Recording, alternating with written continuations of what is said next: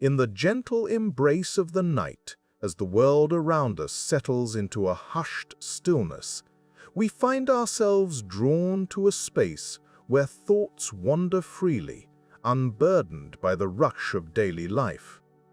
It is in these tranquil moments that we invite you to join us on a journey of quiet contemplation, where the mind can meander through the vast and timeless landscape of human curiosity. Before we embark, we kindly ask you to share with us the time and place from which you are listening. There is a subtle magic in knowing that across the globe, at this very instant, others too are pausing to ponder the same age-old questions. And if you find solace and rest in our words, we humbly invite you to subscribe. Your presence here is a part of this shared journey, and together we can explore the depths of these philosophical inquiries. Throughout this journey, we encourage you to let your thoughts drift, embracing the gentle ebb and flow of curiosity. There is no rush to reach conclusions, no need to grasp at certainty. Instead, allow yourself to be carried by the currents of wonder, to savor the quiet joy of asking questions that have no easy answers. As we close this invitation to think slowly, may you find peace in the exploration, a sense of connection to the vast tapestry of human thought.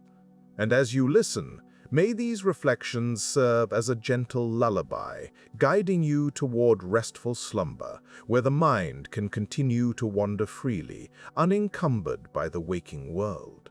In the quiet corners of ancient thought, long before the hum of modern machinery and the glow of artificial light, there were minds restless with wonder. These early seekers were not content with the soothing tales of gods and mythic battles that filled the air of their time. Instead, they looked at the world with eyes wide open, asking a simple yet profound question: what is the world made of? Let us first wander to the ancient Greek city of Miletus, where a man named Thales pondered this very question. Thales lived around the 6th century BCE, a time when understanding was often cloaked in mysticism. Yet he dared to suggest that the world was made of something as humble and ubiquitous as water. To Thales, water was the essential substance, the underlying principle that could be found in all things. It was a bold conjecture, one that stripped away the elaborate tapestries of mythology to peer directly into the heart of nature itself. Thales's intuition about water was not just literal, it was symbolic. Water, in its myriad forms, liquid, solid, vapor, demonstrated a remarkable ability to transform, to become other than what it appeared. This quality of water, to change and yet remain fundamentally itself, resonated with the nature of existence. It suggested a unity beneath the diversity of the world, a single thread woven through the fabric of reality. From Thales, our journey meanders through the thoughts of Anaximenes, who took Thales' watery vision and breathed air into it. Anaximenes proposed that air, rather than water, was the fundamental element. To him, air was everywhere, unseen yet vital, and capable of rarefaction and condensation. In thinning out, air became fire. In thickening, it became wind, then cloud, and eventually water, earth, and stone. Anaximenes' air was more than a substance, it was a process, an ever-present breath that animated the world. As we drift further into the landscape of early philosophy, we encounter Heraclitus, a thinker entranced by the ceaseless dance of change. For Heraclitus, the world was in a state of constant flux, a raging fire ever kindled and ever quenched. Fire, in its dynamic, transformative nature, was the essence of all things. Heraclitus saw the world as a tapestry of opposites, day and night, life and death, woven together into a harmonious whole. In his eyes, everything was becoming, nothing was static, and change was the only constant. Yet, for all his focus on change, Heraclitus also hinted at the unity underlying the chaos, the logos, a principle of order and knowledge that governed the cosmos. In his vision, the world was not a random swirl of elements, but an intricate dance guided by an unseen rhythm. As we continue our journey, we meet the atomists, Leucippus and Democritus, who took a leap of imagination to propose that everything was composed of tiny, indivisible particles called atoms. These atoms, they argued, moved through the void, combining and recombining to form the myriad objects and phenomena we perceive. Unlike the mythic tales of creation, the atomist's vision was one of mechanism and necessity, a universe governed by the laws of chance and necessity rather than divine intervention. Atoms, to Democritus, were eternal and unchanging, yet capable of forming the ever-changing world around us. His universe was one of countless atoms swirling through the void, a cosmos of infinite possibilities where the same basic particles could give rise to both the splendor of a star and the simplicity of a stone. These early thinkers, with their diverse visions, laid the groundwork for how we might understand the world without resorting to the supernatural. They sought principles that were as simple as they were profound, explanations that could account for the multiplicity of nature through underlying unity. In reflecting on their efforts, we see a journey not just through ideas but through time itself, a journey that invites us to consider the nature of knowledge, of understanding, and of the world around us. It is a reminder that the questions of old are not so different from those we ask today, that in our pursuit of knowledge, we are part of a long and wandering tradition, ever searching for the threads that bind us to the universe. These early explorers of thought, with their theories of water, air, fire, and atoms, remind us that the quest to understand our world is as ancient as it is ongoing. Their musings were the first steps out of the shadow of myth into the light of reason, guiding us gently towards the realization that the answers we seek are often as much about the journey as they are about the destination. This, perhaps, is the quiet wisdom we inherit from them, a whisper through the ages that invites us to keep asking, to keep searching, and to find solace in the simple act of wondering.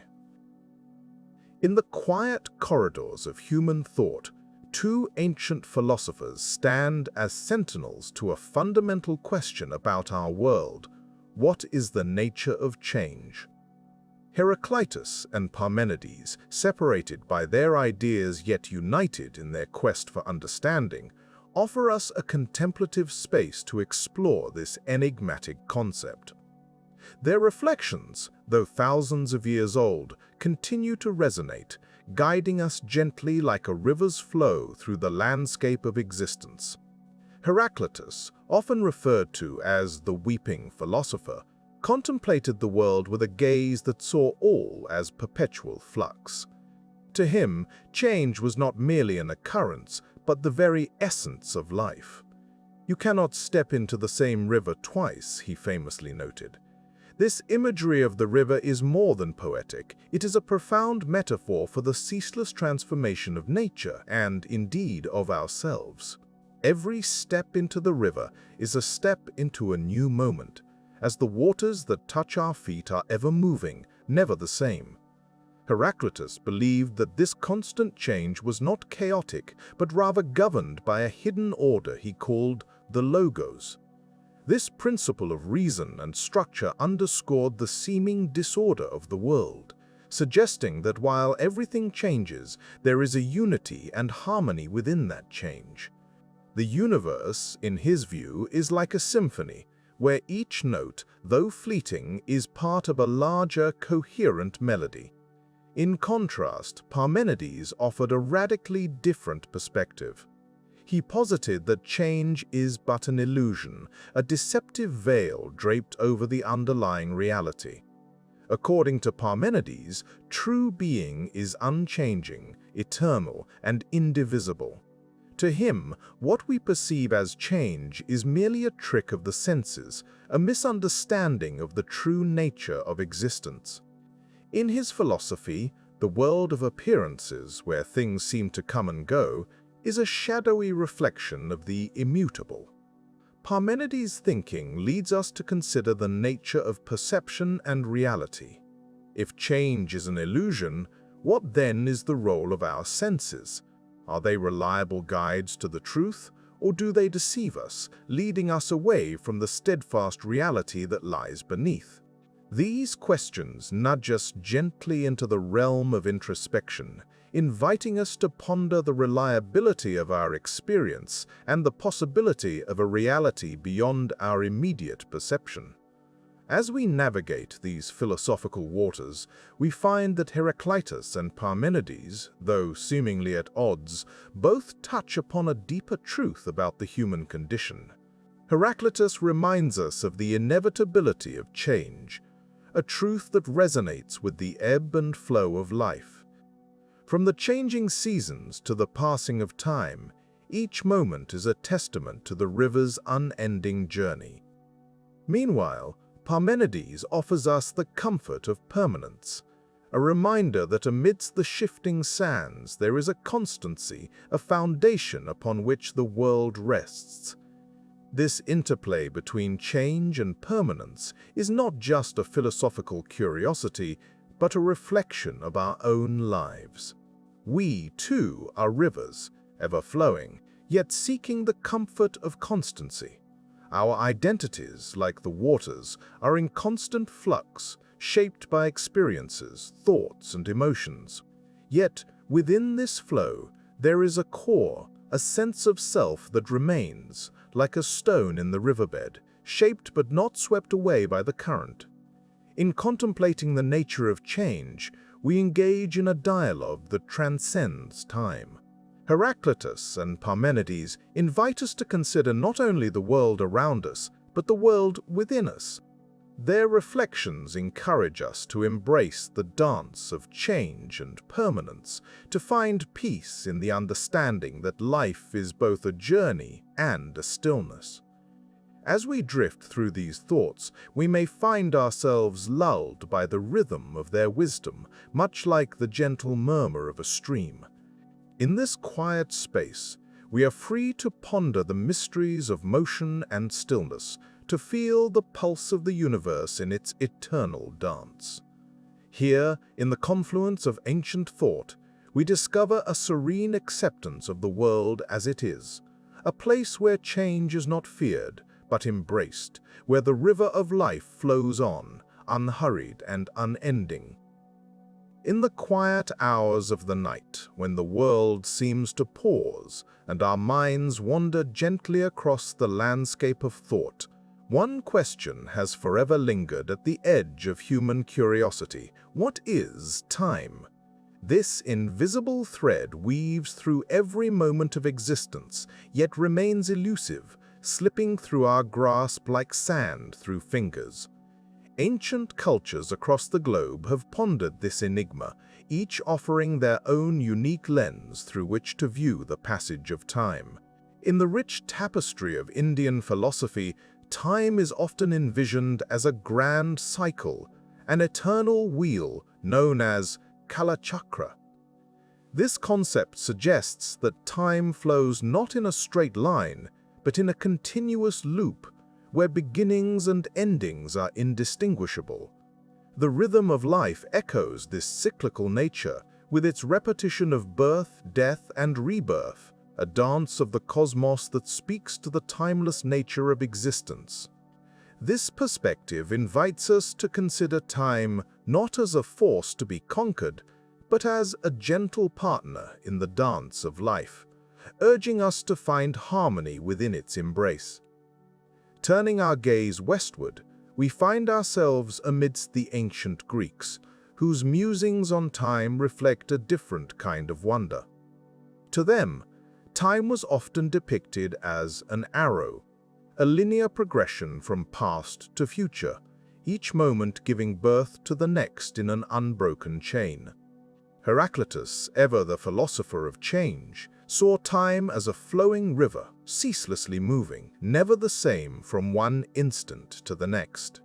This image of time as a river invites contemplation of the impermanence of life, a reminder that we, too, are swept along in its current, forever changing, forever moving forward.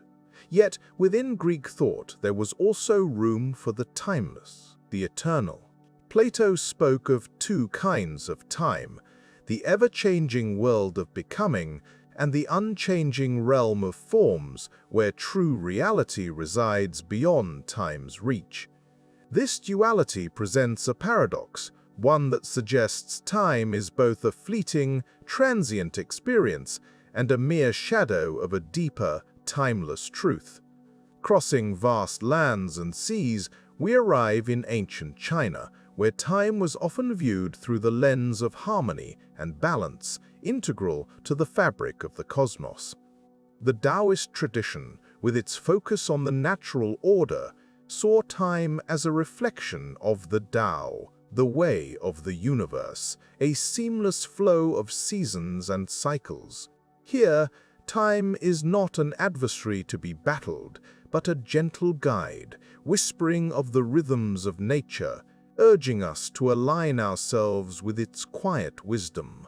Confucian thought, too, embraced a more practical view, focusing on the cyclical nature of human affairs, the patterns of history, and the importance of learning from the past to guide the future. This approach suggests a reverence for tradition and the accumulated wisdom of ages, a recognition that time is both a teacher and a tapestry, woven with the threads of countless lives. As we draw these threads together, we find ourselves standing at the crossroads of time, where cycles and arrows intersect, where the eternal and the ephemeral coexist. The question of time invites us to reflect on our place within this vast continuum, to ponder whether we are but fleeting moments in an endless cycle or travelers on a linear journey through the cosmos. Perhaps time, in its infinite complexity, defies simple explanation.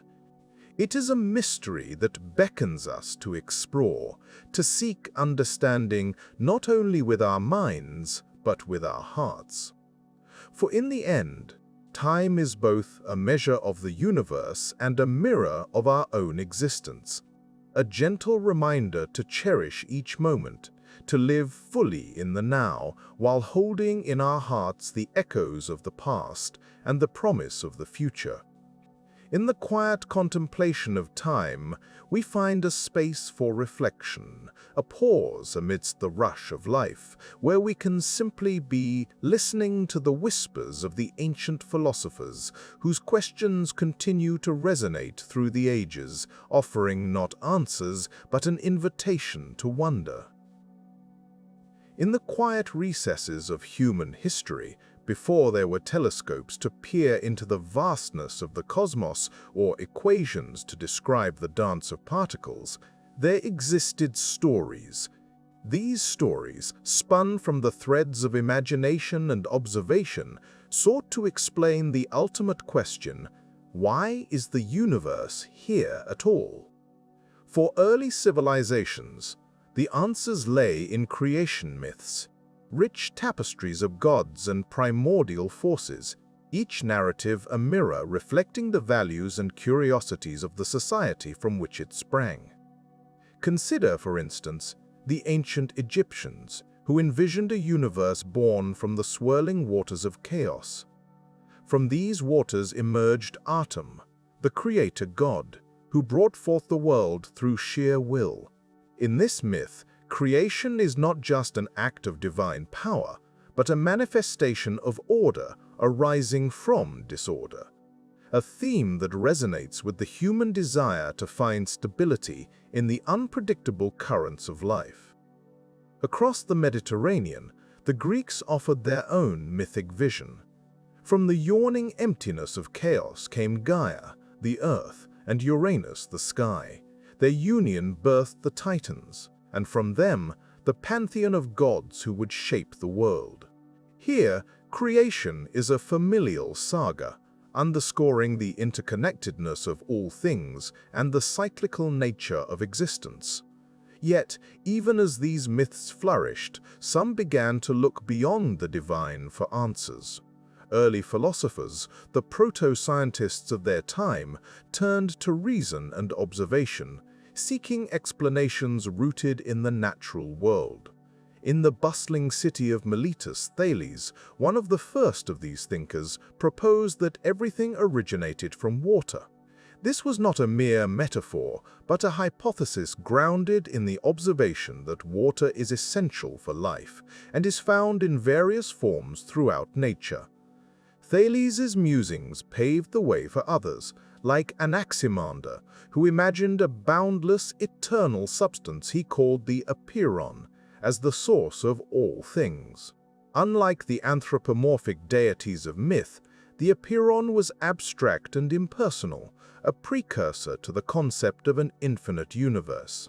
As we move through time, we encounter the Pythagoreans, who saw numbers as the fundamental reality, suggesting that the universe could be understood through mathematical relationships. This notion that the cosmos is ordered and comprehensible through logic and reason marks a significant departure from mythic storytelling, inviting us into an era where human thought began to challenge the divine narrative. In India, the Vedic texts offered yet another perspective. The Rig Veda speaks of a time before time, where there was neither existence nor non-existence. From this enigmatic state emerged the universe, sparked by a cosmic desire. This idea of creation as a spontaneous, almost paradoxical event reflects a deep contemplation of the mysteries of being and non-being. In contemplating these diverse perspectives, we might pause to reflect on the quiet beginnings of the universe itself. Modern cosmology tells us that our universe began nearly 14 billion years ago with the Big Bang, an event that marked the rapid expansion of space from an infinitesimally small point. Yet, even this scientific explanation carries with it an element of mystery. What preceded the Big Bang? Why did it happen at all? These questions echo the ancient wonderings of our ancestors, reminding us that the quest to understand our origins is as old as humanity itself. As we drift through these stories and speculations, we find that each offers not only an answer, but an invitation to wonder. In the myths, we see the power of narrative to shape our understanding of the world, offering comfort and meaning in the face of the unknown. In the philosophical inquiries, we glimpse the dawn of scientific thought, a testament to our enduring curiosity and capacity for reason. Perhaps, in the end, the question of why the universe is here is less about finding a definitive answer and more about the journey of exploration itself. Each story, each theory, adds a layer to the rich tapestry of human understanding, inviting us to ponder the profound and the mysterious with a sense of humility and awe. As we meditate on these ancient questions, let us allow our minds to wander gently through the corridors of time, embracing the quiet wisdom that emerges from both myth and reason. In doing so, we honor the timeless quest to understand our place in the cosmos, a quest that continues to inspire wonder and reflection, just as it did for those who first gazed up at the stars and asked, "Why is the universe here at all?" In the quiet moments of reflection, when we find ourselves contemplating the essence of our being, we often encounter a question as old as thought itself. What does it mean to be human? This inquiry leads us on a gentle journey through the annals of philosophical musings, where early thinkers across diverse cultures sought to unravel the mysteries of mind, body, and soul.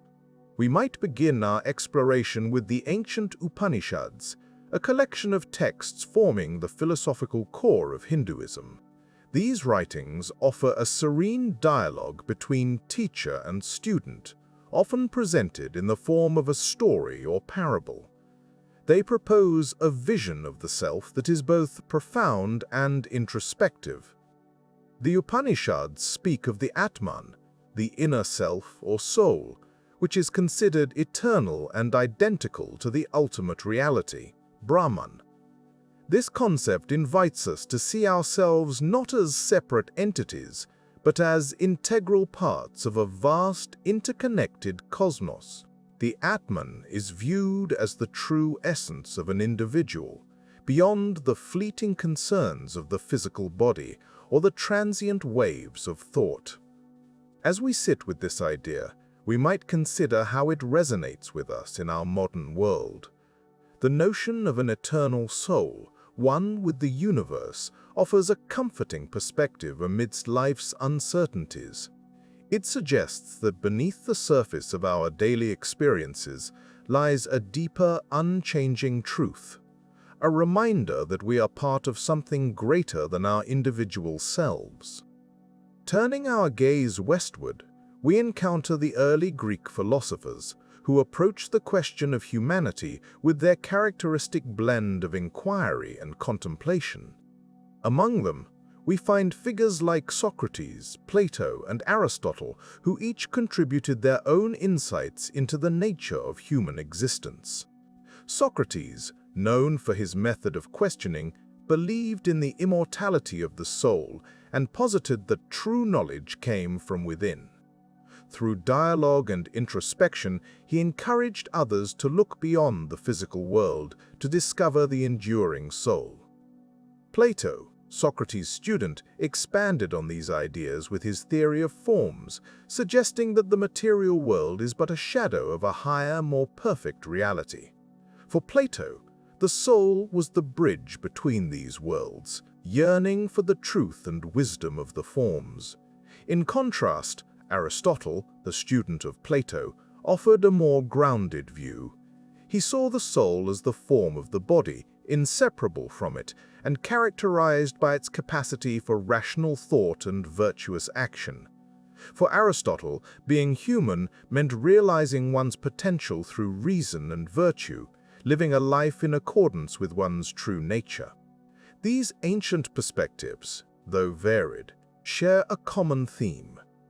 They invite us to ponder the relationship between our physical existence and our deeper inner life. The Greeks, much like the authors of the Upanishads, encouraged a harmonious balance between mind, body, and spirit, each essential to understanding what it means to be human. As we reflect on these philosophical musings, we might ask ourselves how they apply to our own lives. In a world often focused on the material, these ancient teachings remind us to nurture our inner selves, to seek wisdom and connection beyond the surface. They call us to consider the enduring questions of identity, purpose, and the nature of our existence. Perhaps, as we drift into a restful state, these reflections inspire us to embrace a more mindful approach to life. We might find comfort in the idea that our journey, much like those of the ancient thinkers, is one of exploration and discovery. In seeking to understand what it means to be human, we embark on a path that is both deeply personal and universally shared.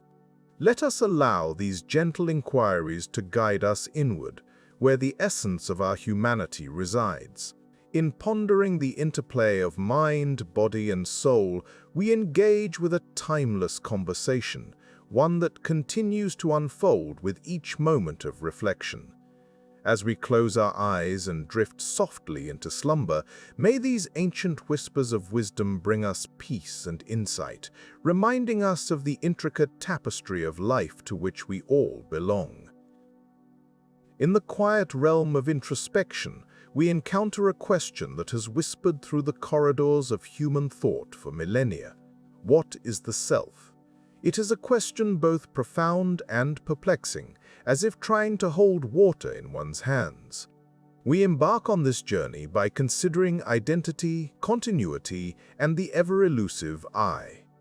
Imagine a ship, majestic and ancient, sailing upon the tranquil seas. This is the ship of Theseus, a thought experiment that has sailed through the minds of philosophers since the days of old. The ship, over time, undergoes repairs. A plank here, a mast there, each replaced until not a single original piece remains. And so we ponder, is it still the same ship? This question, simple yet profound, beckons us to reflect on the nature of identity. If every part of us were to change, would we remain who we are? The ship of Theseus invites us to explore the continuity of self amidst the flux of existence. In parallel, we journey eastward in our thoughts to the teachings of Buddhism, which offer a different perspective on the self.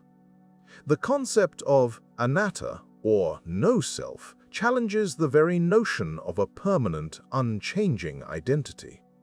According to this view, what we consider the self is a collection of ever-changing elements, transient and interdependent. This Buddhist insight encourages us to see the self not as a static entity but as a river, constantly flowing, ever in motion. Like the river, the self is composed of a myriad of experiences, thoughts, and emotions, all in continual transformation. In this light, the self becomes a dance of elements, a fleeting moment in the vast tapestry of existence. Yet, the question remains, if there is no permanent self, what then is the I that experiences, that remembers, that dreams? Here we are invited to consider identity as a narrative we construct, a story that connects the dots between the past, present, and future. It is a tale woven from memories, desires, and the roles we play.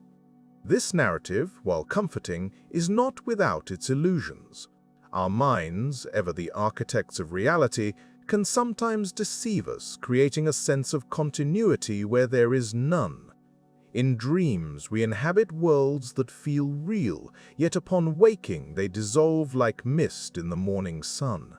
As we navigate this introspective journey, we encounter the idea that perhaps the self is a process rather than a thing, a verb rather than a noun. It is in the act of living, of engaging with the world and others, that the self emerges, ephemeral yet uniquely ours. The ship of Theseus and the concept of no-self both invite us to dwell in the space between certainty and wonder, to embrace the mystery of our own being. They remind us that the self, like a melody, is both transient and timeless, composed of notes that rise and fall, yet form a harmonious whole. In contemplating the self, we are led to a place of quiet humility, where the boundaries of I dissolve into a broader awareness of interconnectedness. We begin to see ourselves not as isolated islands, but as part of a vast ocean, where each wave is distinct yet inseparable from the sea.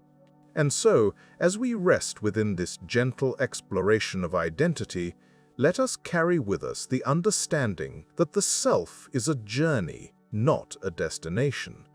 It is a question that leads not to a final answer, but to an unfolding path of discovery, where each step reveals something new about the world and ourselves. In this tranquility, we find solace in the knowledge that the self, like a whisper on the wind, is both fleeting and eternal, a gentle reminder of the beauty inherent in the mystery of existence. In the gentle embrace of night, as the world quiets down and thoughts drift like clouds across the mind's sky, we find ourselves pondering one of humanity's most enduring questions: why do we suffer? It is a question that has accompanied us through the ages, whispered in moments of solitude, and shouted in times of despair? As we explore this question, let us turn to the teachings of the Buddha, who many centuries ago introduced the Four Noble Truths as a path to understanding the nature of suffering.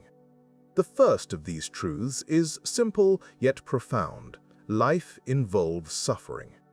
This is not to say that life is only suffering, but rather to acknowledge that suffering is an inherent part of the human condition. It is as if suffering is woven into the very fabric of existence, touching all who have lived, are living, and will live. This truth encourages us to recognize the universal nature of suffering, allowing us to feel a sense of connection with others who traverse this shared journey. The second noble truth delves deeper, suggesting that suffering arises from desire, our cravings for things to be other than they are, our attachments to pleasures, and our aversions to pain. All these fuel the fire of suffering. It is a cycle that perpetuates itself, where the desire for what is fleeting leads to inevitable disappointment and distress. Yet, in recognizing this, we are offered a glimpse of hope. For if suffering arises from desire, then perhaps there is a way to find release from it. This leads us to the third noble truth, which speaks of the cessation of suffering. It is the possibility of liberation, the serene promise that by letting go of our incessant desires, we can find peace. It is a path not easily walked, requiring deep self-awareness and a willingness to embrace change. But it offers the comforting thought that suffering need not be a permanent state. The fourth truth charts the way forward, the Eightfold Path, a guide to ethical and mindful living that leads to the end of suffering.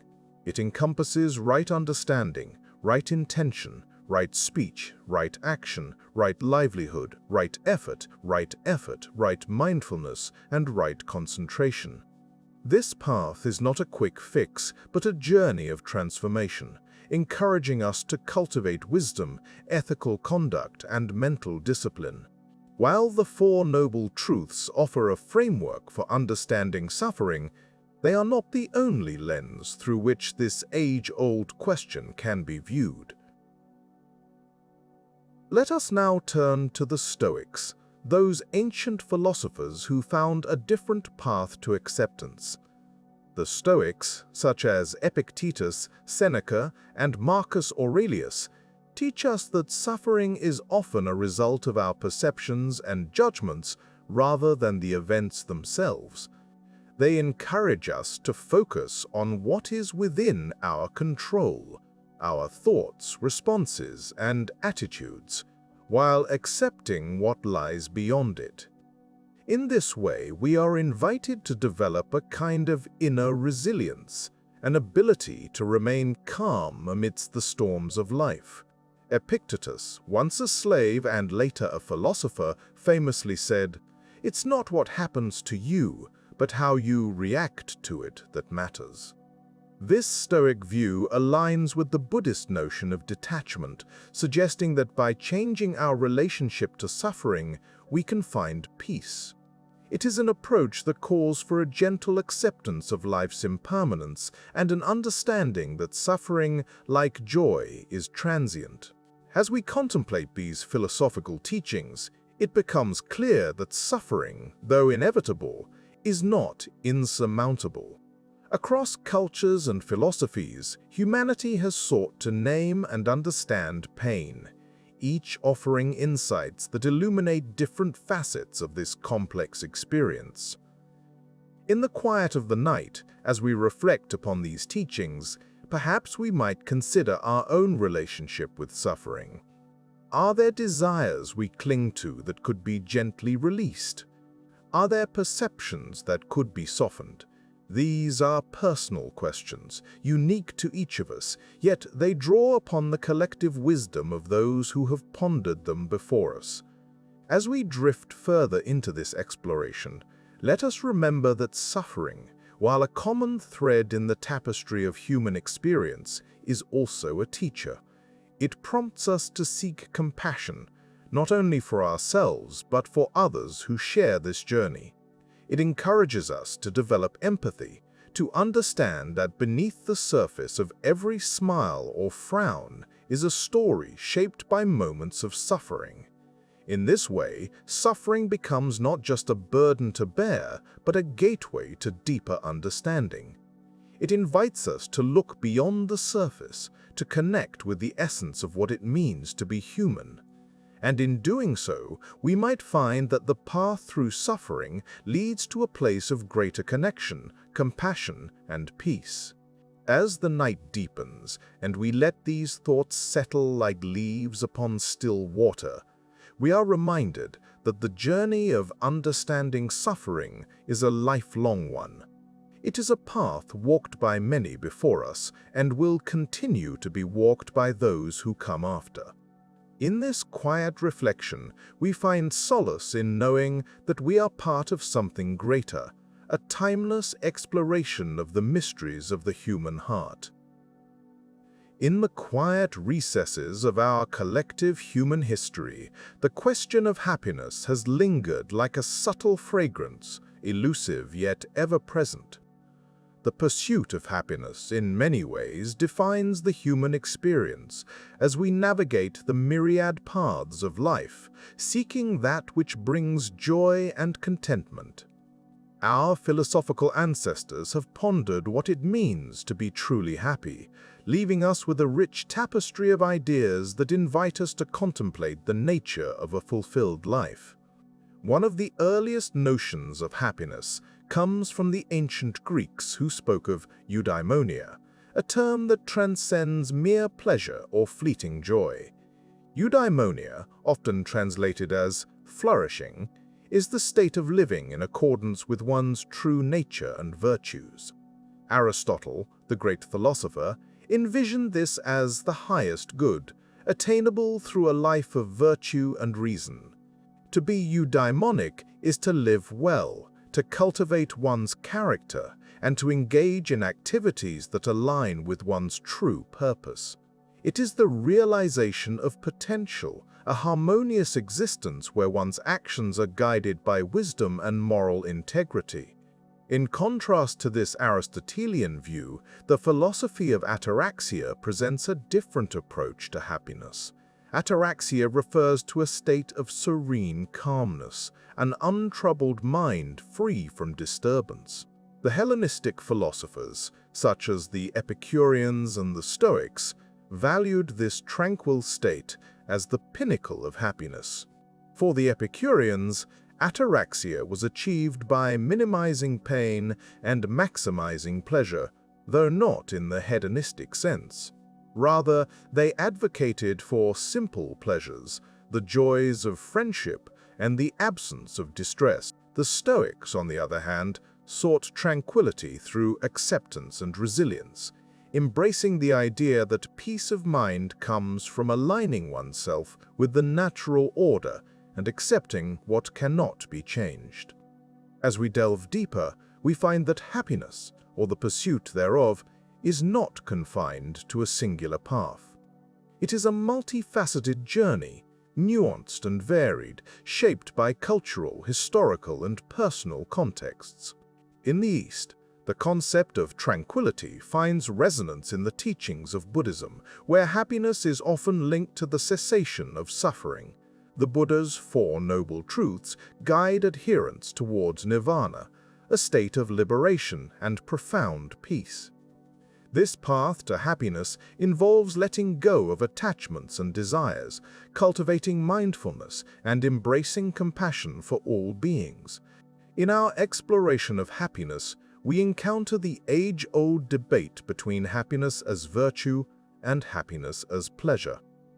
This dichotomy, explored by philosophers across epochs, asks us to consider whether true happiness arises from living a virtuous life or from the pursuit of pleasure.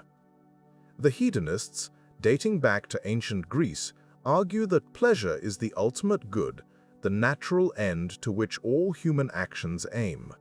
Yet, this pursuit is tempered by the understanding that not all pleasures are equal, and lasting happiness often requires discernment and moderation.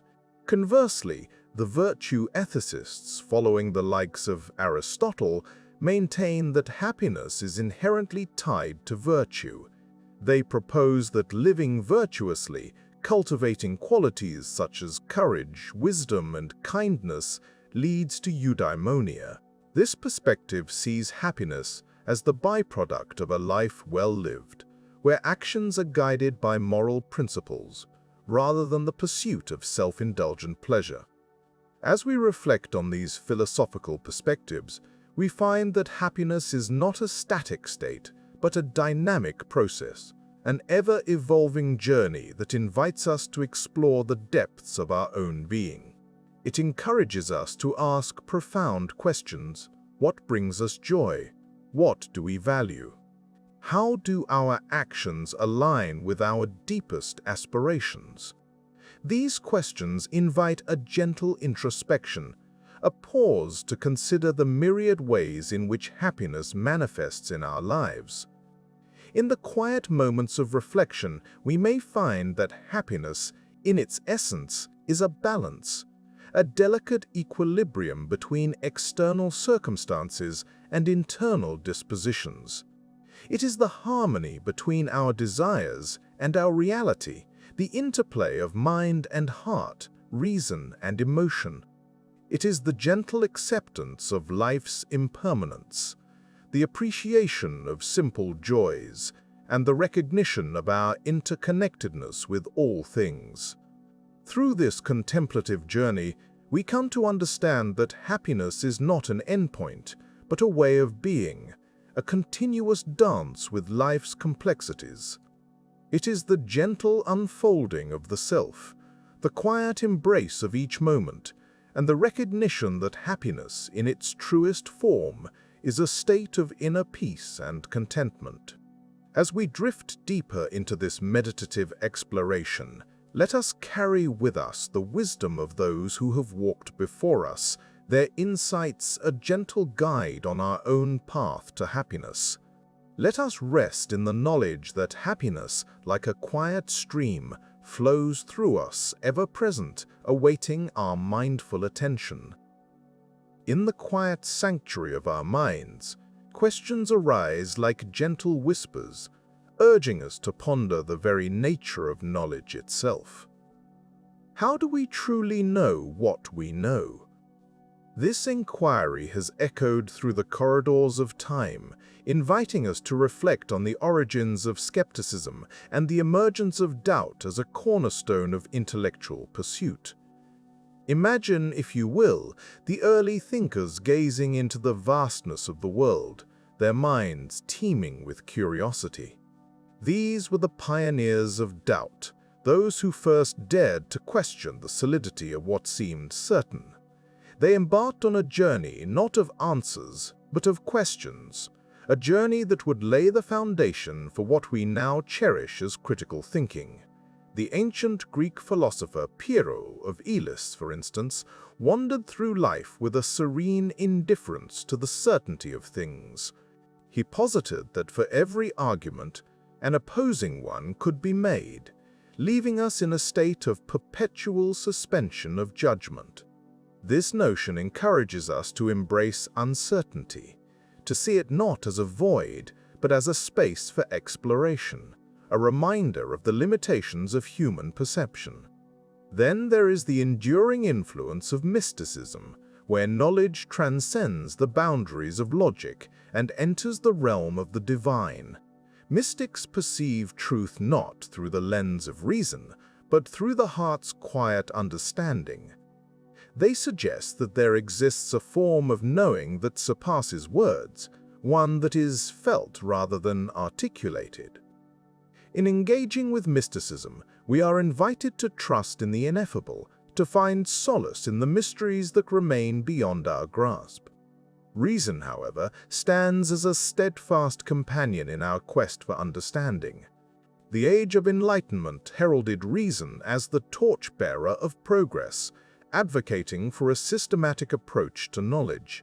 Through the rigor of logic and the discipline of science, humanity sought to unravel the complexities of the universe.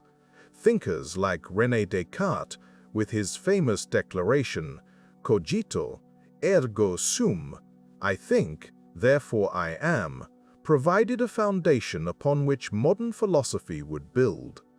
In doubting all, Descartes found a certainty in his own existence, a testament to the power of reasoned thought. Yet, where reason ends, intuition often begins. Intuition is the quiet nudge we feel when the mind cannot yet articulate what the heart already knows. It is the unsung guide, leading us through the labyrinth of decision-making when data and logic fall silent. Albert Einstein himself once remarked on the supreme value of intuition, noting that the intuitive mind is a sacred gift and the rational mind is a faithful servant. In this dance between intuition and reason, we find a harmonious balance, a reminder that both are essential in the symphony of understanding. As we meander through history's pages, we encounter the skeptics, the mystics, the rationalists, and the intuitive minds, all contributing to a rich tapestry of thought. Each perspective offers a unique lens through which to view the world, encouraging us not to settle, but to keep questioning, to keep exploring. In our contemplation of how we know what we know, we are gently reminded of the vastness of the unknown. The journey of knowledge is not one of definitive conclusions, but of ongoing inquiry. It is an invitation to accept that uncertainty is not a failure of understanding, but a fundamental aspect of the human condition. Let us linger, then, in this space of quiet reflection, where doubt and curiosity coexist. As we drift into the gentle embrace of sleep, may we carry with us the knowledge that the pursuit of understanding is a path walked not in solitude, but in the company of countless minds across the ages.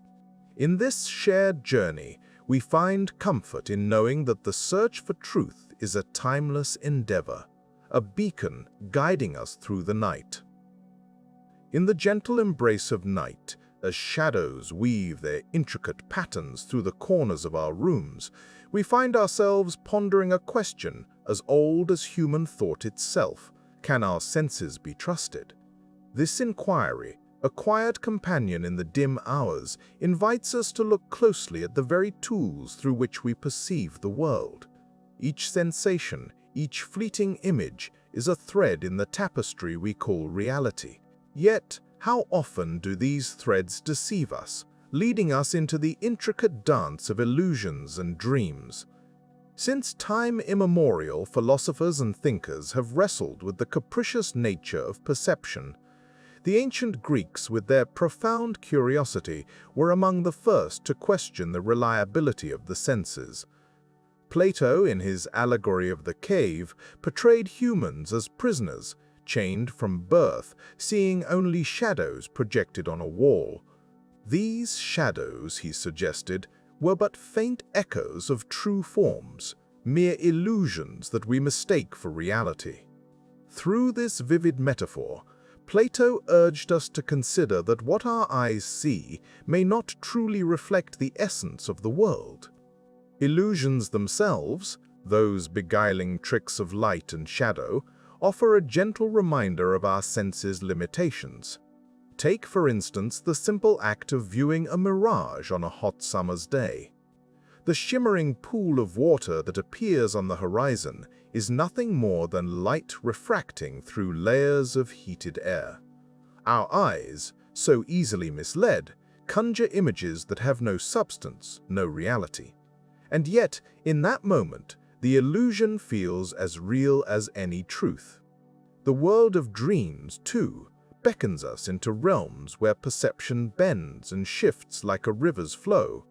In dreams, our senses weave together narratives that defy logic and reason, where time can stretch and contract, and the impossible becomes commonplace.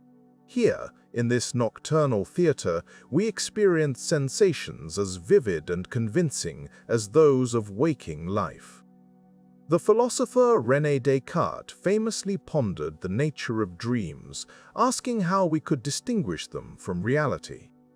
If a dream can so perfectly mimic the waking world, he mused, how can we ever be certain of our own wakefulness? Descartes' musings led him to doubt everything he perceived, save for one indubitable truth: cogito, ergo sum. I think, therefore I am. In this simple phrase, Descartes found a foundation, a certainty that transcended the deceptions of the senses. Yet, even this certainty leaves us with an unsettling thought. If our senses can be so easily misled, what of the world built upon their evidence? The philosopher Immanuel Kant offered another perspective, suggesting that while our senses might deceive us, they are nonetheless indispensable in shaping our experience of the world. According to Kant, we can never know the thing in itself, the noumenon, but only the phenomenon, the world as it appears to us. Our senses, then, are not merely gateways but also creators, crafting the world we perceive. And so, we find ourselves in a curious position, reliant on senses that both reveal and obscure, that illuminate and cast shadows. Yet, this is not cause for despair. Rather, it is an invitation to embrace a gentle humility, a recognition of our place within a vast and mysterious cosmos. It encourages us to look beyond the immediate and the apparent, to seek understanding not through sight alone, but through a blending of reason, intuition, and reflection. In the quiet moments between waking and sleep, as we drift on the edge of dreams, we might find comfort in the thought that perception is not a solitary journey. Across cultures and epochs, humanity has shared this quest for truth, for clarity amidst the obscurity. From the Eastern philosophies of India and China, which remind us of the illusory nature of the world, to the Western traditions that urge us to question and doubt, we find a rich tapestry of thought woven from the threads of shared inquiry. We are reminded that while our senses may falter, our capacity for wonder remains steadfast. It is this wonder, this insatiable curiosity, that propels us forward, urging us to explore the boundaries of perception and the depths of understanding. In doing so, we embark on a journey not just of the mind, but of the soul, one that invites us to see with eyes unclouded by certainty, to listen with ears attuned to the whispered truths of the universe. As we close our eyes tonight, let us hold close the questions that linger at the edge of consciousness. Let them guide us through the landscapes of dreams and into the dawn of new understanding. For in the dance of shadows and light, in the play of senses and reality, we find not just the limits of perception, but the boundless potential for discovery. And perhaps, in that quiet space, we might find a truth more profound than any our senses could reveal. In the stillness of the night, when the world has quieted, there comes a gentle invitation to ponder one of humanity's oldest musings: what makes something true? It is a question that has danced through the ages, whispered by philosophers and scholars, seeking clarity in a universe that often seems wrapped in enigma. At its core, truth has been likened to a mirror, reflecting the world as it is. This is the essence of the correspondence theory of truth, a concept that suggests our statements are true if they accurately depict reality.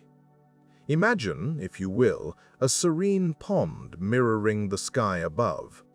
If the reflection is clear and undistorted, it is a faithful representation. It corresponds to the sky. So too, the ancients reasoned, should our understanding of the world mirror its true nature. Yet, like the play of light on water, our perceptions can deceive. The Greek philosopher Aristotle, with his characteristic clarity, proposed that truth involves saying of what is, that it is, and of what is not, that it is not. It is a notion deeply rooted in the fabric of logic, where the alignment of language and reality forms the bedrock of truth. But what if the world is not as simple as it seems? What if, instead of a single, objective reality, we live amidst a tapestry of perspectives? Here, the coherence theory of truth finds its voice. Truth, in this view, is not a solitary reflection, but a harmonious symphony where all beliefs and propositions interweave into a consistent and comprehensive whole. It is akin to a well-crafted story where each element supports and reinforces the others, creating a unified narrative. Consider the teachings of the ancient Indian philosopher Nagarjuna, who explored the nature of reality through the lens of Buddhism. His insights remind us that truth might not be a static destination, but a dynamic interplay of dependent origination, where everything is interconnected and contingent. In such a view, coherence serves as a guide, helping us navigate the complexities of existence with a sense of balance and understanding. Ancient logical thought, too, offers a rich tapestry of insights into the nature of truth. The Greek tradition, with its dialectical method, sought to uncover truth through reasoned discourse and the careful examination of arguments. Socrates, through his probing questions, revealed the layers of assumption and belief that often obscure our understanding. His method was not about proving a point, but about illuminating the path to deeper insight. In the East, the Chinese philosopher Confucius approached truth through the lens of moral integrity and social harmony. For him, truth was not merely an abstract concept, but a lived reality, manifest in the way individuals conducted themselves with honesty and sincerity. It was a truth grounded in action, where words and deeds were aligned. As we meander through these ancient landscapes, we find that truth is not a single, immutable entity, but a multifaceted jewel, reflecting the diversity of human thought. It invites us to be both rigorous and humble, recognizing our limitations while striving to align our understanding with the world around us. In this quiet contemplation, we might ask ourselves, how do we discern truth in our own lives? Is it the clarity of correspondence, the harmony of coherence, or perhaps a blend of both? And in seeking truth, do we open ourselves to the possibility of growth, of learning from the myriad voices that have come before us? As we drift into the gentle embrace of sleep, let us hold these reflections lightly, like leaves upon a stream. For in the journey towards truth, the questions we ask may be as enlightening as the answers we seek. In the stillness, let us find solace in the pursuit, knowing that truth, like the stars, is always there, waiting to be discovered anew. In the gentle hush of the night, when thoughts meander like a slow-moving river, we find ourselves contemplating a question as old as civilization itself. What is wisdom? Throughout history, countless cultures have revered wisdom as one of the highest virtues, yet its nature remains as elusive as the distant stars. To understand wisdom, we must turn our gaze to those who have traditionally embodied it, elders, sages, and teachers, each carrying the torch of knowledge and experience across generations. In many ancient societies, the elder was seen not merely as an individual advanced in years, but as a living repository of the community's collective memory. They were the storytellers, the keepers of tradition, and the guides in times of uncertainty. Wisdom, in this context, was deeply intertwined with age, for it was believed that only through the long passage of time could one accumulate the experiences necessary to see beyond the immediate and perceive the deeper currents of life. Consider for a moment the role of the elder in a small village, perhaps nestled in the rolling hills of ancient Greece. Here, the elder might sit at the heart of the community, dispensing advice not from books or scrolls, but from a lifetime of observing the interplay of human nature and the world.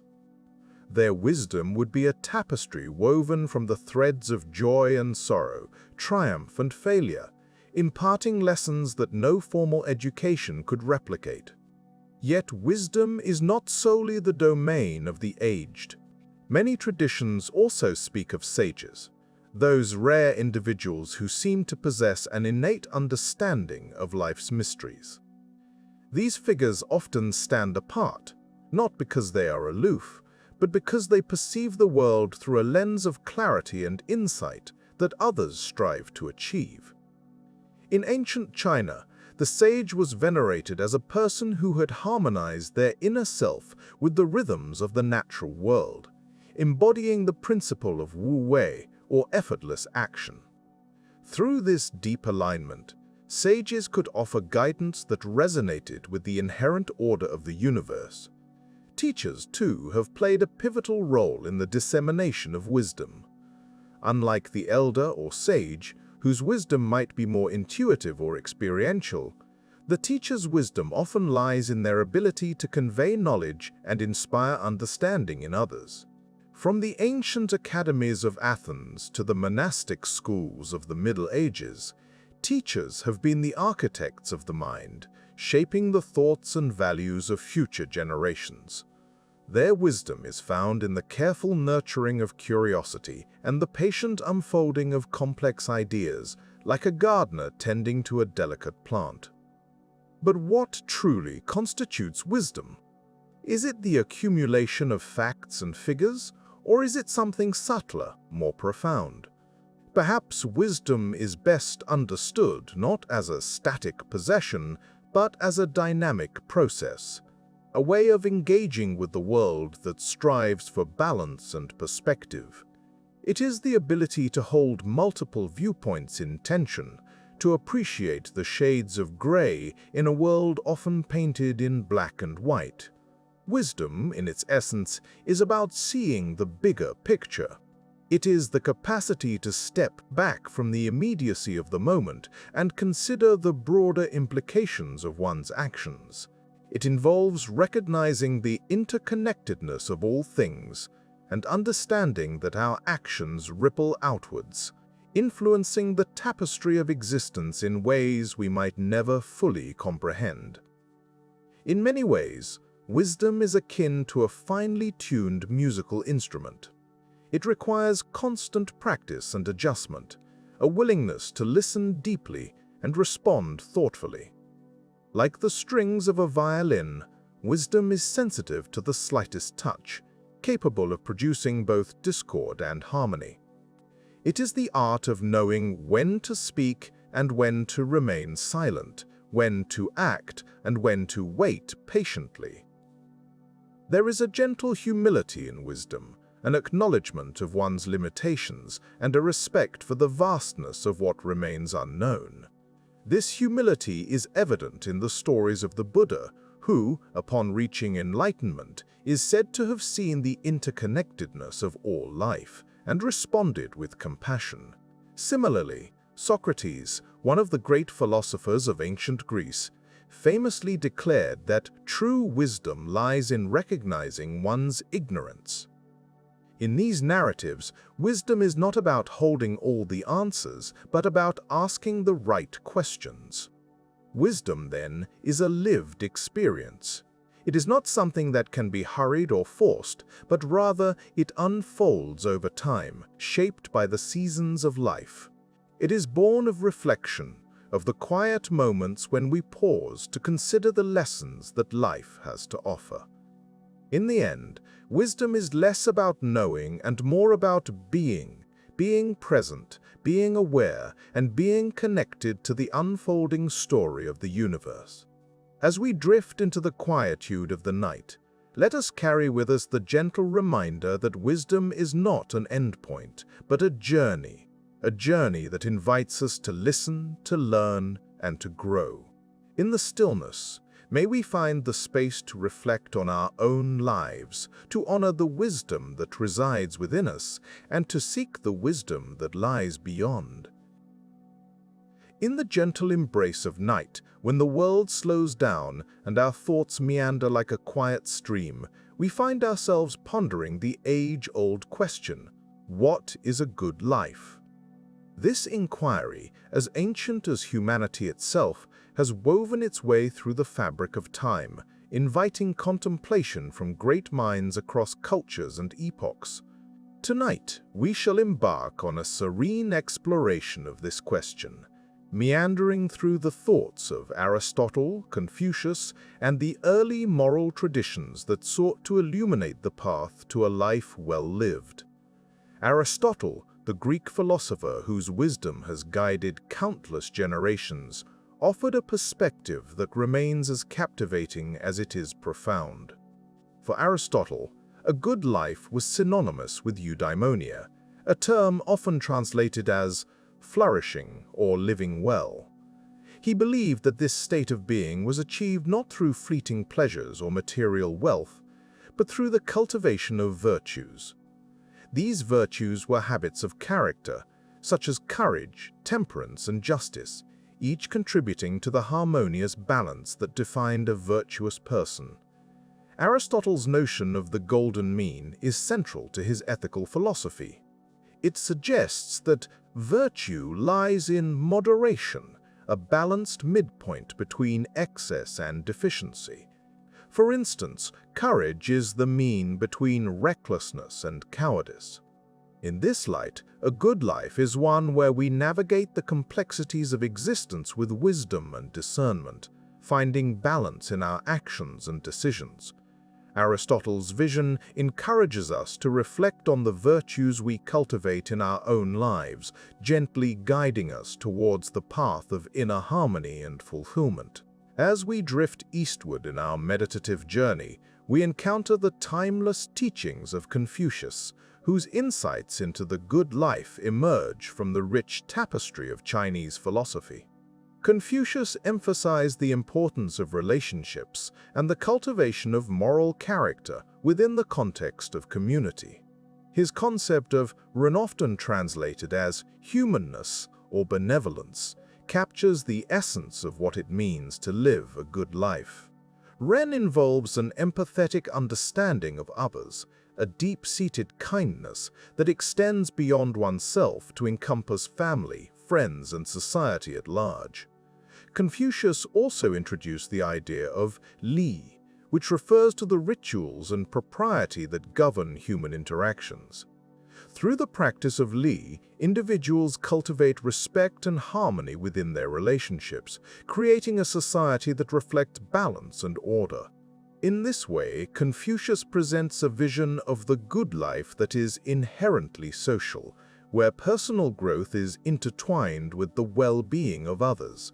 It is a gentle reminder that our lives are interconnected, and that the pursuit of the good life involves nurturing these connections with care and consideration. As we reflect upon these philosophical teachings, we might find ourselves pondering the moral traditions that have shaped societies throughout history. Many early moral systems, from the commandments of ancient religions to the ethical codes of indigenous cultures, have sought to define the principles that constitute a good life. These traditions often emphasize values such as honesty, compassion, and respect for the natural world, offering a framework for living that aligns individual actions with the greater good. In these quiet moments of contemplation, we are invited to consider how these diverse perspectives converge in a shared yearning for meaning and purpose. Whether through the cultivation of virtues, the nurturing of relationships, or the adherence to moral principles, the quest for a good life is a deeply personal journey, yet one that resonates universally. It is a reminder that, despite the vastness of time and space, our fundamental desire for a life of significance and contentment transcends cultural and historical boundaries. As we let these thoughts settle, we may find ourselves gently drifting towards a state of reflection, pondering how the wisdom of Aristotle and Confucius, along with the myriad moral traditions, can inform our own lives. What virtues do we wish to cultivate? How can we nurture our relationships with greater empathy and respect? In what ways can we align our actions with a sense of moral integrity?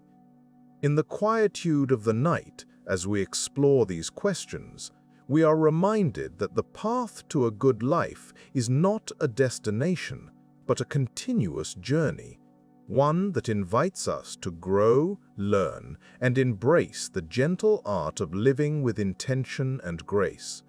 As we drift into slumber, let us carry with us the comforting thought that the search for a good life is a journey worth undertaking, a testament to the enduring human spirit and our shared quest for understanding and fulfillment.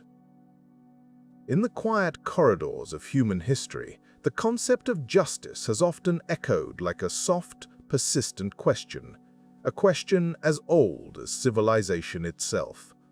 As we delve into this contemplative journey, we find ourselves amidst the ancient lands of Mesopotamia, where one of the earliest known legal codes was etched into stone. The Code of Hammurabi, set down nearly 4 millennia ago, offers us a glimpse into a civilization striving to bind together the threads of society with the fabric of law. Here, justice was not merely a philosophical ideal, but a practical necessity, a means to maintain order and harmony within the growing complexities of urban life. Hammurabi's laws, with their stark clarity, sought to ensure that balance was maintained, a kind of cosmic ledger that the king himself, as the steward of his people, was charged to uphold. The famous edict, an eye for an eye, a tooth for a tooth, may strike us today as harsh, yet it was intended to prevent the escalation of vengeance, to place boundaries around the fires of retribution that might otherwise consume communities. In this early vision, justice was about equilibrium, a measured response to human transgressions. As we drift further along the timeline, we find ourselves in the sunlit agora of ancient Athens, where justice takes on new dimensions. Here, amidst the discussions and debates that defined the city-state, we encounter the philosopher Plato, whose reflections on justice were as much about the soul as they were about society. For Plato, justice transcended mere legalism. It was an intrinsic harmony, a quality that resonated within the individual and echoed through the state. In his ideal republic, justice was the alignment of the parts with the whole, the harmony of reason, spirit, and desire within the soul, mirrored by the virtues of wisdom, courage, and temperance in the polis.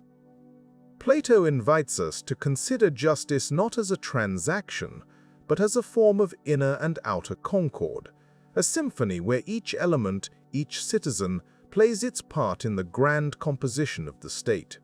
In this vision, justice becomes a dance of balance and order, a reflection of the harmony of the cosmos itself. It poses gentle questions to us, urging us to reflect on the order within our lives and the structures we build around us.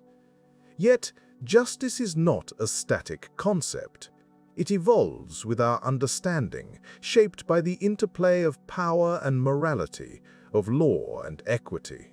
In the heart of Plato's dialogue, we find Socrates, ever the gadfly, challenging the notion of justice as simply the interest of the stronger.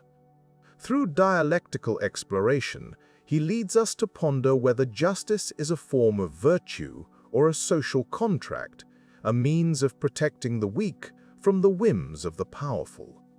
The gentle whispers of history guide us further, beyond the philosophical shores of Greece, to the vast expanse of the Roman Empire, where justice took on the form of jurisprudence. Here, the concept of jus, the root of our modern word justice, embodied both law and right. Roman law codified the principles of fairness, equity, and duty, laying the groundwork for much of Western legal tradition. It was through this lens that justice was seen as the impartial application of law, a standard against which the actions of the state and its citizens could be measured.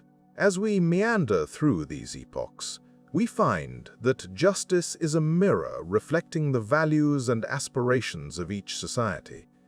It is a principle that stretches across time, adapting and evolving, yet always seeking to uphold the delicate balance between individual freedom and communal responsibility. In our modern world, the echoes of these ancient insights continue to resonate. Justice remains a quest for balance, a striving toward harmony within the ever-complex tapestry of human life. It challenges us to consider what is fair, what is right, and how we might live in accordance with these ideals. It is a gentle reminder that justice, in its truest sense, is not merely about the enforcement of law, but about the cultivation of a just society. A society where the dignity of each person is recognized, where the scales are balanced with compassion and wisdom. As we drift through the shadows of these ancient questions, we find ourselves invited to ponder our own lives. What does justice mean for us today? How do we balance the scales within our own communities, within our own hearts? Perhaps the answers lie not in the rigidity of law, but in the quiet pursuit of understanding, in the gentle cultivation of harmony and balance within ourselves and with others. In this reflective state, we let the echoes of history guide us, whispering softly of past wisdoms and future possibilities, encouraging us to embrace the journey, to seek justice not as a destination, but as a continuous unfolding, a path where balance and harmony are ever within reach, if only we take the time to listen. In the quiet moments of reflection, we often find ourselves pondering the essence of morality. Why should we, as individuals and societies, strive to act morally? It's a question that has intrigued thinkers for millennia, inviting us to explore the depths of human nature and the broader tapestry of existence. To begin our exploration, we might turn to the concept of divine command. For many cultures throughout history, morality has been intricately linked with the divine. The ancient texts and teachings that have shaped civilizations often speak of moral codes as decrees from a higher power. Consider, for example, the Ten Commandments in the Judeo-Christian tradition. These directives, believed to be handed down by God, provide a framework through which adherents are guided towards righteous living. In this context, morality is not merely a human construct, but a divine expectation, a path to align oneself with the will of the gods. Yet, questions arise. If morality is dictated by the divine, does it remain constant across different cultures and epochs, or is it as diverse as the myriad religions that have graced our world? This line of inquiry leads us to consider whether morality exists independently of divine instruction. Are there universal principles of right and wrong that transcend religious boundaries?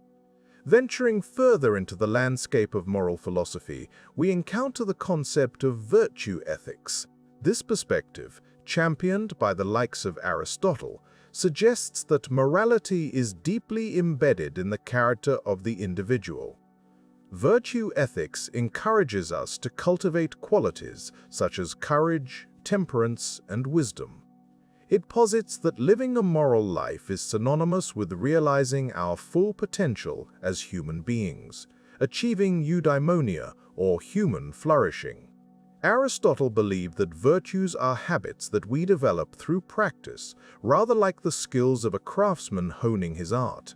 By consistently choosing the virtuous path, we shape our character and, by extension, our moral compass. In this view, morality is not a set of rules imposed from without, but a journey of self-discovery and self-improvement. It is about becoming the best version of ourselves for our own sake and for the sake of the community around us. As we consider the role of virtue, we might pause to reflect on the importance of social cohesion in the moral landscape. From the earliest tribal societies to the complex civilizations of today, humans have thrived through cooperation and mutual support. Morality, in this context, serves as the social glue that binds us together. It fosters trust, encourages altruism, and promotes harmony within the group. Imagine a small village where individuals rely on one another for survival. In such a setting, acting morally, sharing resources, respecting others, and resolving conflicts peacefully ensures the well-being of the community. The moral codes that emerge from these interactions are not only about individual virtue, but also about the collective good. They are adaptive strategies that have evolved to help societies flourish in the face of adversity. To explore this further, we might consider the social contract theories proposed by philosophers like Thomas Hobbes and Jean-Jacques Rousseau. According to these thinkers, human beings in their natural state recognized the necessity of forming agreements to live together peacefully. Morality, then, is a construct that arises from these implicit contracts, a means to ensure that individuals can coexist harmoniously. Yet, we must ask ourselves, is morality solely about social utility, or is there something more profound at play? Are acts of kindness and compassion valuable only because they benefit society, or do they hold intrinsic worth? In the quiet contemplation of these questions, we are reminded of the multifaceted nature of morality. It is a kaleidoscope of divine, personal, and social dimensions, each contributing to the rich tapestry of human ethical experience. As we navigate the moral terrain, we are invited to consider how these elements intersect and inform our understanding of what it means to live a good life. Perhaps, in the end, the question of why we should be moral is less about finding definitive answers and more about embracing the journey of exploration. It is an invitation to cultivate a deeper awareness of ourselves and our place within the larger human family. Through this lens, morality becomes not just a duty or a set of obligations, but a path to greater understanding and connection. As we drift into the quietude of thought, let us carry with us the gentle wisdom of these ancient inquiries. May they serve as a reminder of our shared humanity and the timeless quest for meaning that unites us all. In the calm embrace of this journey, we find not only the solace of reflection, but also the quiet courage to live with integrity, compassion, and grace. In the gentle quiet of our shared human journey, we find ourselves pondering a question that has echoed through the corridors of time. What do we owe one another? It is a question as old as society itself, woven into the very fabric of our relationships and communities. As we drift into this exploration, we contemplate the threads of compassion, duty, and the roots of ethics that bind us to one another. Imagine, if you will, an early human community gathered around a flickering fire. The night sky stretches above, a canopy of stars whispering tales of the vast unknown.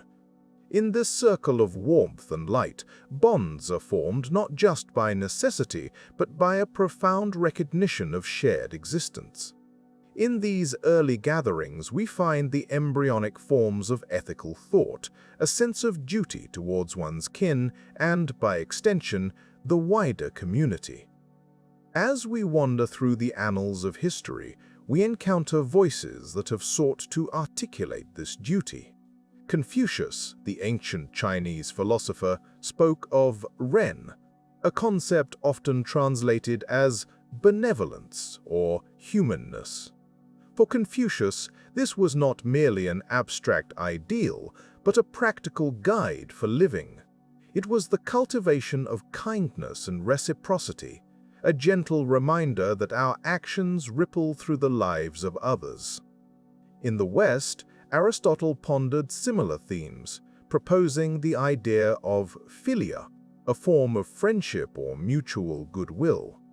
He suggested that true friendship is grounded in virtue, where individuals wish the best for each other for their own sake. Here, too, we see the seeds of ethical duty, a recognition that our well-being is intimately connected to the well-being of others. Let us linger for a moment on the notion of compassion, a word derived from Latin roots meaning to suffer with.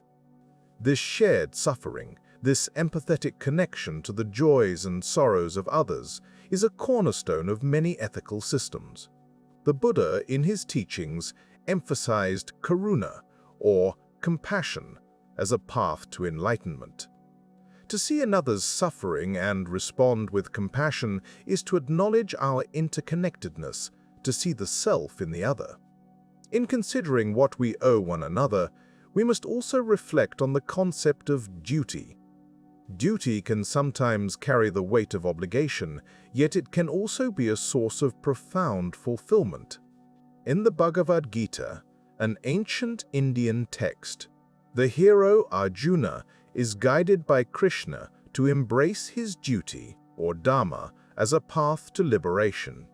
Here, duty is not a burden, but a calling, a way to align one's actions with the greater good. As we journey further, we encounter Immanuel Kant, the German philosopher who spoke of the categorical imperative, a principle that urges us to act in ways that could be willed as universal law. For Kant, our duty to others is not contingent on personal desires, but is rooted in reason and morality itself. His vision of ethics challenges us to consider the implications of our actions on the broader tapestry of human life. In the realm of ethics, the notion of what we owe one another is also explored through the lens of social contracts, unwritten agreements that form the basis of societal order. Thinkers like Thomas Hobbes and John Locke delved into these ideas, proposing that individuals consent, either implicitly or explicitly, to certain rules and norms for the benefit of all. This social contract is a testament to our collective desire for harmony and cooperation, recognizing that our fates are intertwined. Yet beyond these philosophical constructs, there is a simple, enduring truth. We owe each other kindness. In the words of the Dalai Lama, be kind whenever possible. It is always possible. Kindness is perhaps the most universal of ethical principles, transcending cultures and epochs. It is the quiet act of holding a door open, the gentle smile offered to a stranger, the listening ear in times of need. These small acts forge connections that illuminate the human spirit. As we draw our reflections to a close, let us consider the roots of ethics in human relationships. For it is in these connections that we find the essence of what we owe one another. The ancient Greeks spoke of agape, a selfless, unconditional love that transcends personal interests. It is this spirit of love, this generous giving of ourselves, that ultimately defines the ethical life. In contemplating this question, we are reminded that the journey of ethics is not one of rigid rules, but of continuous reflection and growth. It is a journey that invites us to listen, to learn, and to act with compassion and integrity. As the night deepens and the world slumbers, let us carry this quiet wisdom with us, nurturing the bonds that unite us in our shared human story. In the quietude of human history, before the cities with their bustling streets and towering structures, there existed small, intimate gatherings around flickering fires. Here, under the vast expanse of the night sky, early humans began to ponder a fundamental question: how should we live together? This question, simple in its phrasing yet profound in its implications, would guide the evolution of societies, shaping the very essence of human coexistence. In those early days, life was dictated by the rhythms of nature. The tribal councils, often comprising the elders of the group, gathered to deliberate on matters that affected the community. These councils were the bedrock of early governance, where decisions were made not through the imposition of power, but through consensus and wisdom. It was a time when leadership was not measured by authority, but by the ability to listen, to mediate, and to guide. Imagine, if you will, the gentle murmurs of voices blending with the crackling of the fire as the elders discussed the allocation of resources, the movements of herds, or the ominous signs of an approaching storm. These councils were not just about survival. They were about harmony, ensuring that every voice, young and old, found its place within the circle. This was the nascent stirrings of a political philosophy that prioritized the collective over the individual, a philosophy that would resonate through the ages. As time flowed onward, like a river carving its path through the landscape, humans began to gather in larger numbers, forming the first city-states. These were places of innovation and complexity, where the challenges of living together became more intricate. In the bustling heart of these early cities, the seeds of political thought took root, nurtured by the need to create order amidst the growing chaos. The city-state of Athens offers a remarkable glimpse into this evolution. Here, amidst the marble columns and sun-drenched agora, thinkers like Socrates, Plato, and Aristotle contemplated the nature of governance. Their reflections were not mere abstractions, but practical considerations of how best to organize society. Democracy, a radical notion at the time, emerged as a bold experiment in collective decision-making. It was an attempt to balance the desires of the many with the needs of the few, to create a system where power flowed not from the top down, but from the ground up. In these city-states, the question of how we should live together became a tapestry woven with threads of philosophy, ethics, and politics. It was a question that invited debate, dissent, and dialogue, a recognition that living together was both an art and a science. The Roman Republic, with its intricate system of checks and balances, further expanded this discourse. Here, the concept of citizenship emerged, a recognition that individuals had both rights and responsibilities within the state. The Roman Senate, a body of deliberation and decision, offered a model of governance that sought to balance the competing interests of different classes and regions. It was an acknowledgement that diversity, rather than being a hindrance, was a strength that could be harnessed for the common good. Yet, even as these early societies grappled with the question of coexistence, they were not without their challenges. Power, seductive in its allure, often threatened to disrupt the delicate equilibrium. The rise of emperors and autocrats served as a reminder of the fragility of human institutions, of how easily the aspirations of the many could be overshadowed by the ambitions of the few.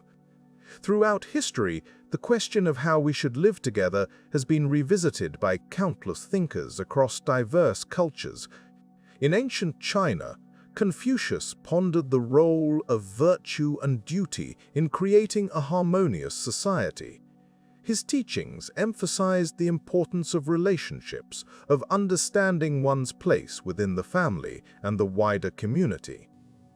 In India, the Arthashastra, an ancient treatise on statecraft, explored the pragmatics of governance, highlighting the balance between moral duty and political necessity.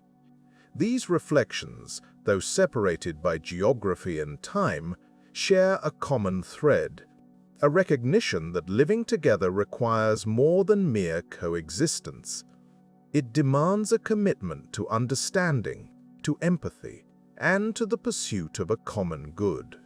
It is a journey, not a destination, an ever-evolving dialogue that continues to shape the contours of human society.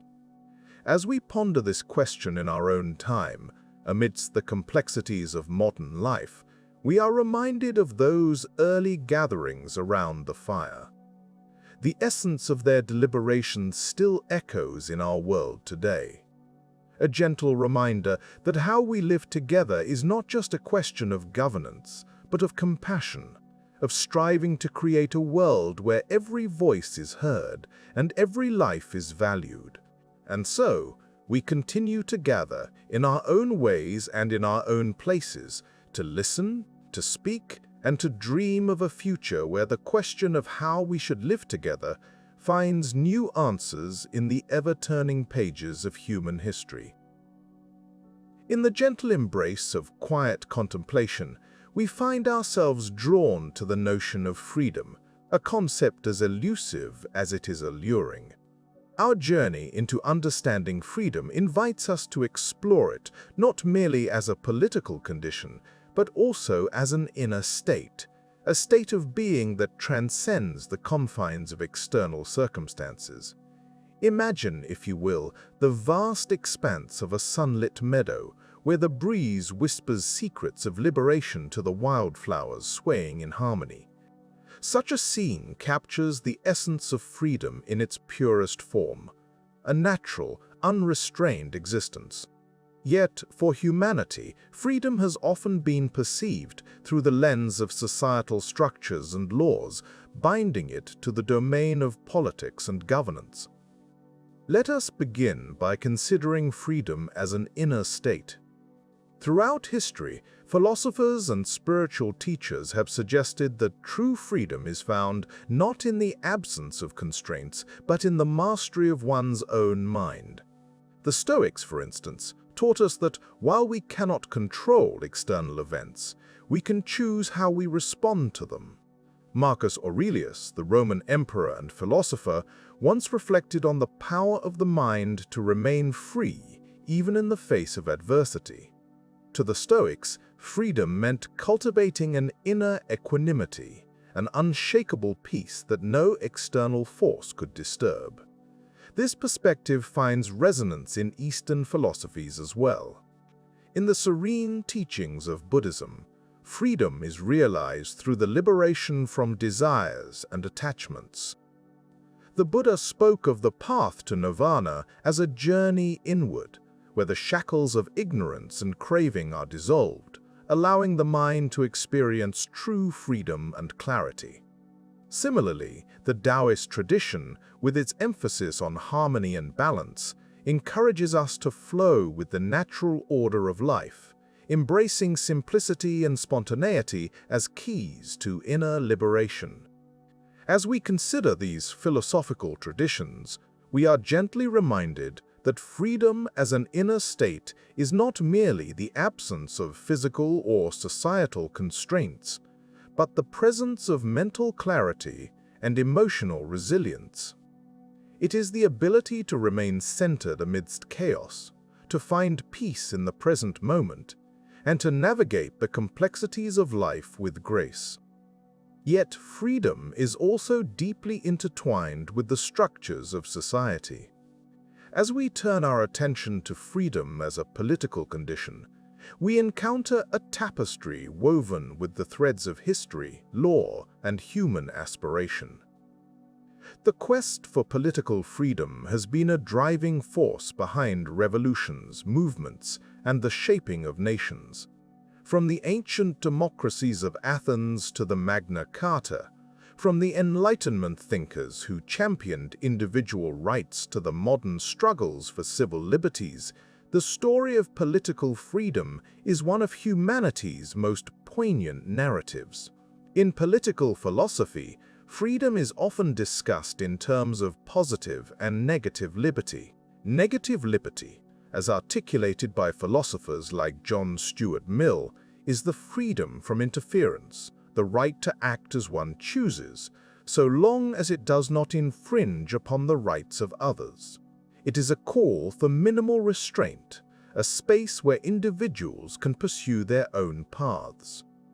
Positive liberty, on the other hand, is the freedom to realize one's potential, to have the means and opportunities to fulfill one's aspirations. This concept, explored by thinkers such as Isaiah Berlin, highlights the role of society in enabling individuals to achieve true autonomy. Positive liberty suggests that freedom is not simply the absence of barriers, but the presence of conditions that allow for personal growth and self-determination.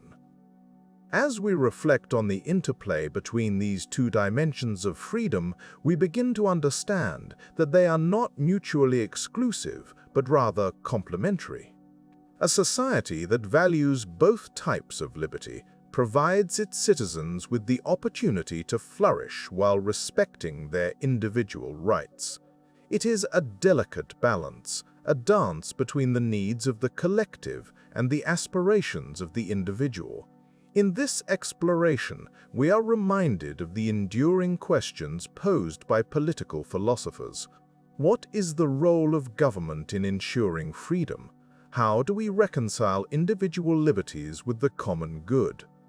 These questions invite us to ponder the nature of laws and institutions, the frameworks within which freedom is both protected and constrained. And so, as we drift through the corridors of history and philosophy, we find that freedom, in all its forms, remains a deeply personal and collective journey. It is a quest woven into the fabric of our existence, urging us to look beyond the visible chains and seek the boundless expanse of the human spirit. In this quiet reflection, we are encouraged to consider our own understanding of freedom. Is it a state of mind, a political right, or a harmonious blend of both? Perhaps, as we close our eyes and let our minds wander, we might find that the essence of freedom lies not in the answers we seek, but in the questions we continue to ask. In the gentle ebb and flow of human societies, the question of leadership drifts like an ancient melody echoing through the ages. From the earliest dawn of human communities, the notion of what makes a good leader has woven itself into the fabric of our collective consciousness. As we ponder this age-old inquiry, we are invited to explore the diverse landscapes of thought that have sought to illuminate the qualities and virtues of those who guide us. Imagine, if you will, the great philosopher kings of antiquity. In Plato's ideal republic, the philosopher king stands as a beacon of wisdom and justice, a ruler whose reign is marked not by force or tyranny, but by the light of reason and the pursuit of truth. Plato envisioned a leader who, through the rigorous discipline of philosophical study, could transcend the mire of personal ambition and instead serve the common good. This image of the philosopher king is a reflection of an aspiration to unite the realms of thought and action in the governance of society. Yet as we wander further, we find that the notion of good leadership is not confined to the halls of Platonic thought. In the East, Confucianism presents its own ideal of leadership, one deeply rooted in moral rectitude and personal virtue. Confucius taught that a leader should embody the qualities of Ren, often translated as benevolence or humaneness. This quality, akin to a gentle stream nourishing the land, is what allows a leader to govern with compassion and wisdom. For Confucius, the strength of a leader lies not in their authority, but in their ability to inspire and cultivate virtue in others. As we reflect upon these philosophical musings, we are reminded that the question of leadership is as much about the governed as it is about the governors. The concept of self-rule or autonomy emerges as a vital counterbalance to hierarchical authority. This idea, which blossomed in the democratic experiments of ancient Athens, suggests that the true measure of a society's leadership is found in the empowerment and active participation of its citizens.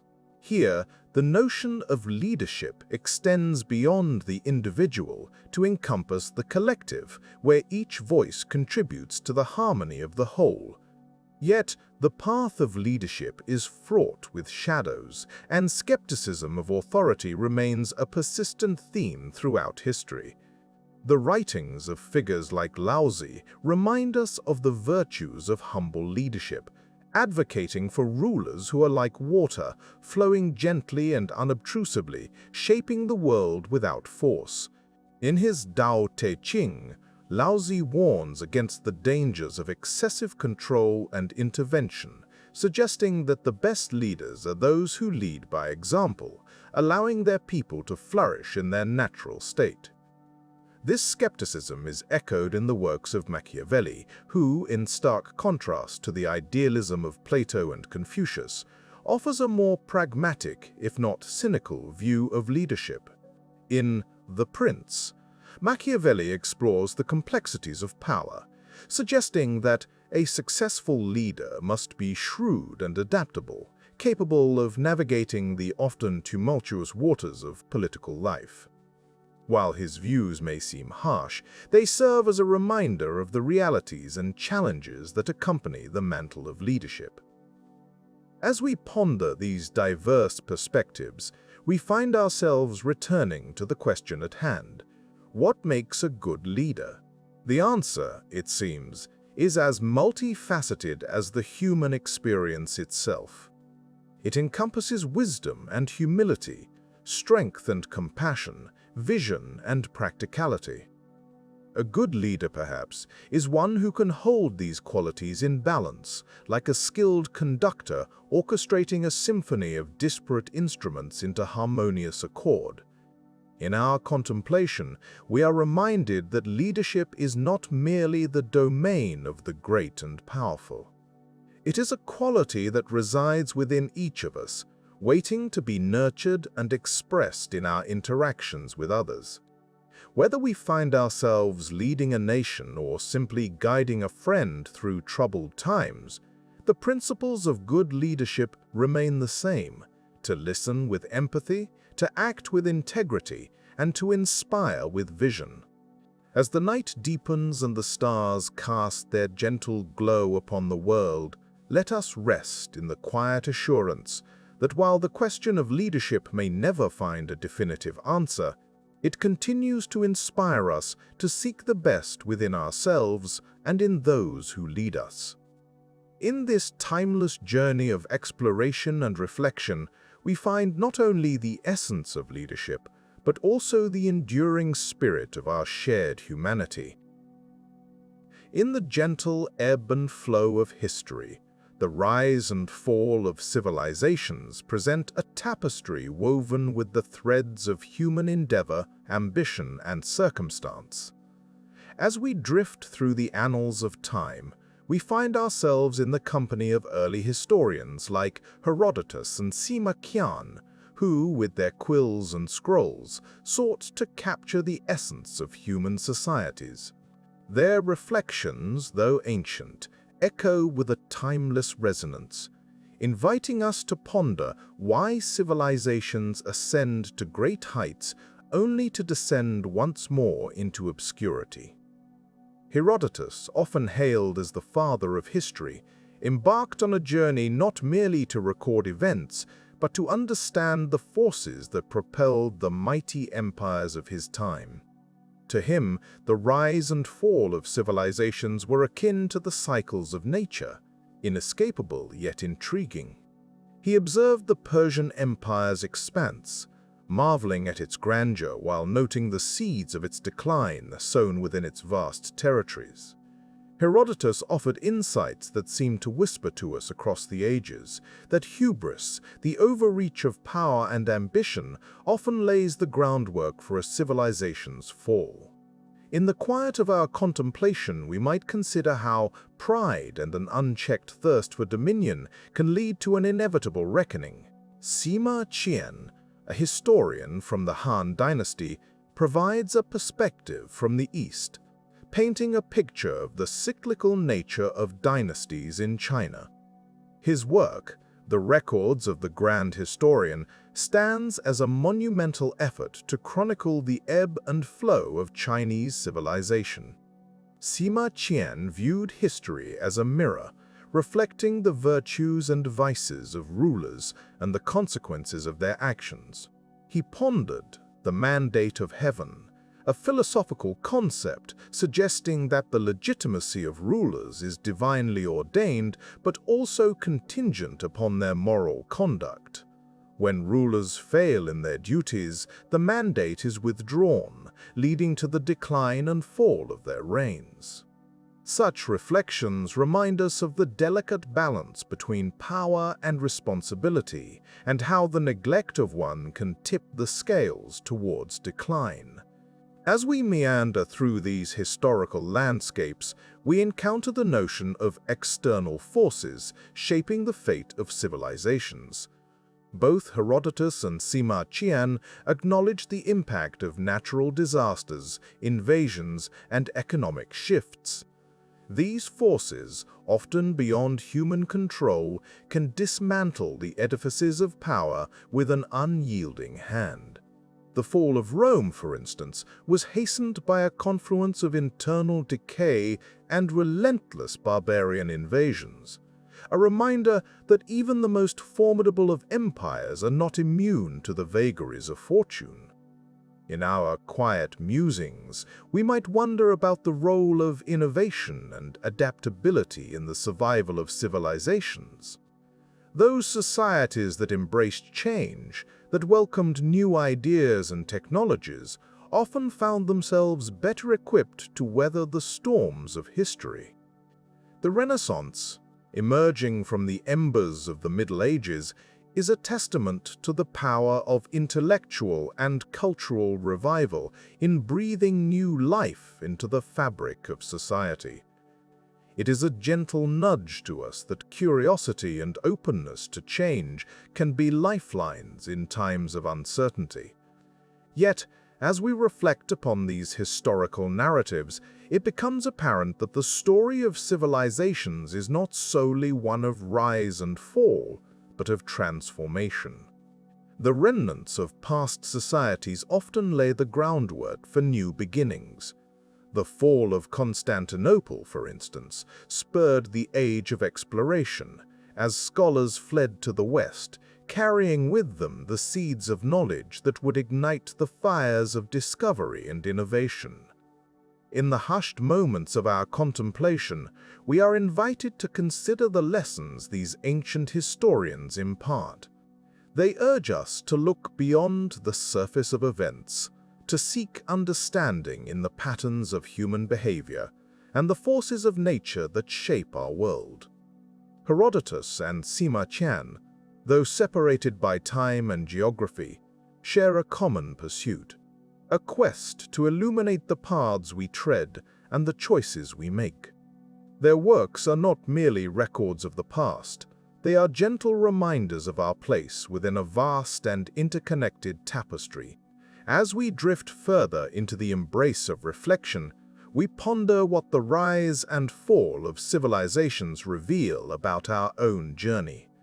They are stories of resilience, of the indomitable spirit of humanity that persists even in the face of adversity.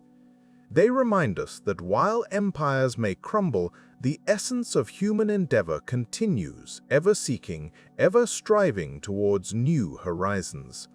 And so, as we lie on the brink of sleep, let us carry with us the quiet wisdom of these ancient scholars. Let their reflections guide our thoughts as we ponder our place within the continuum of history.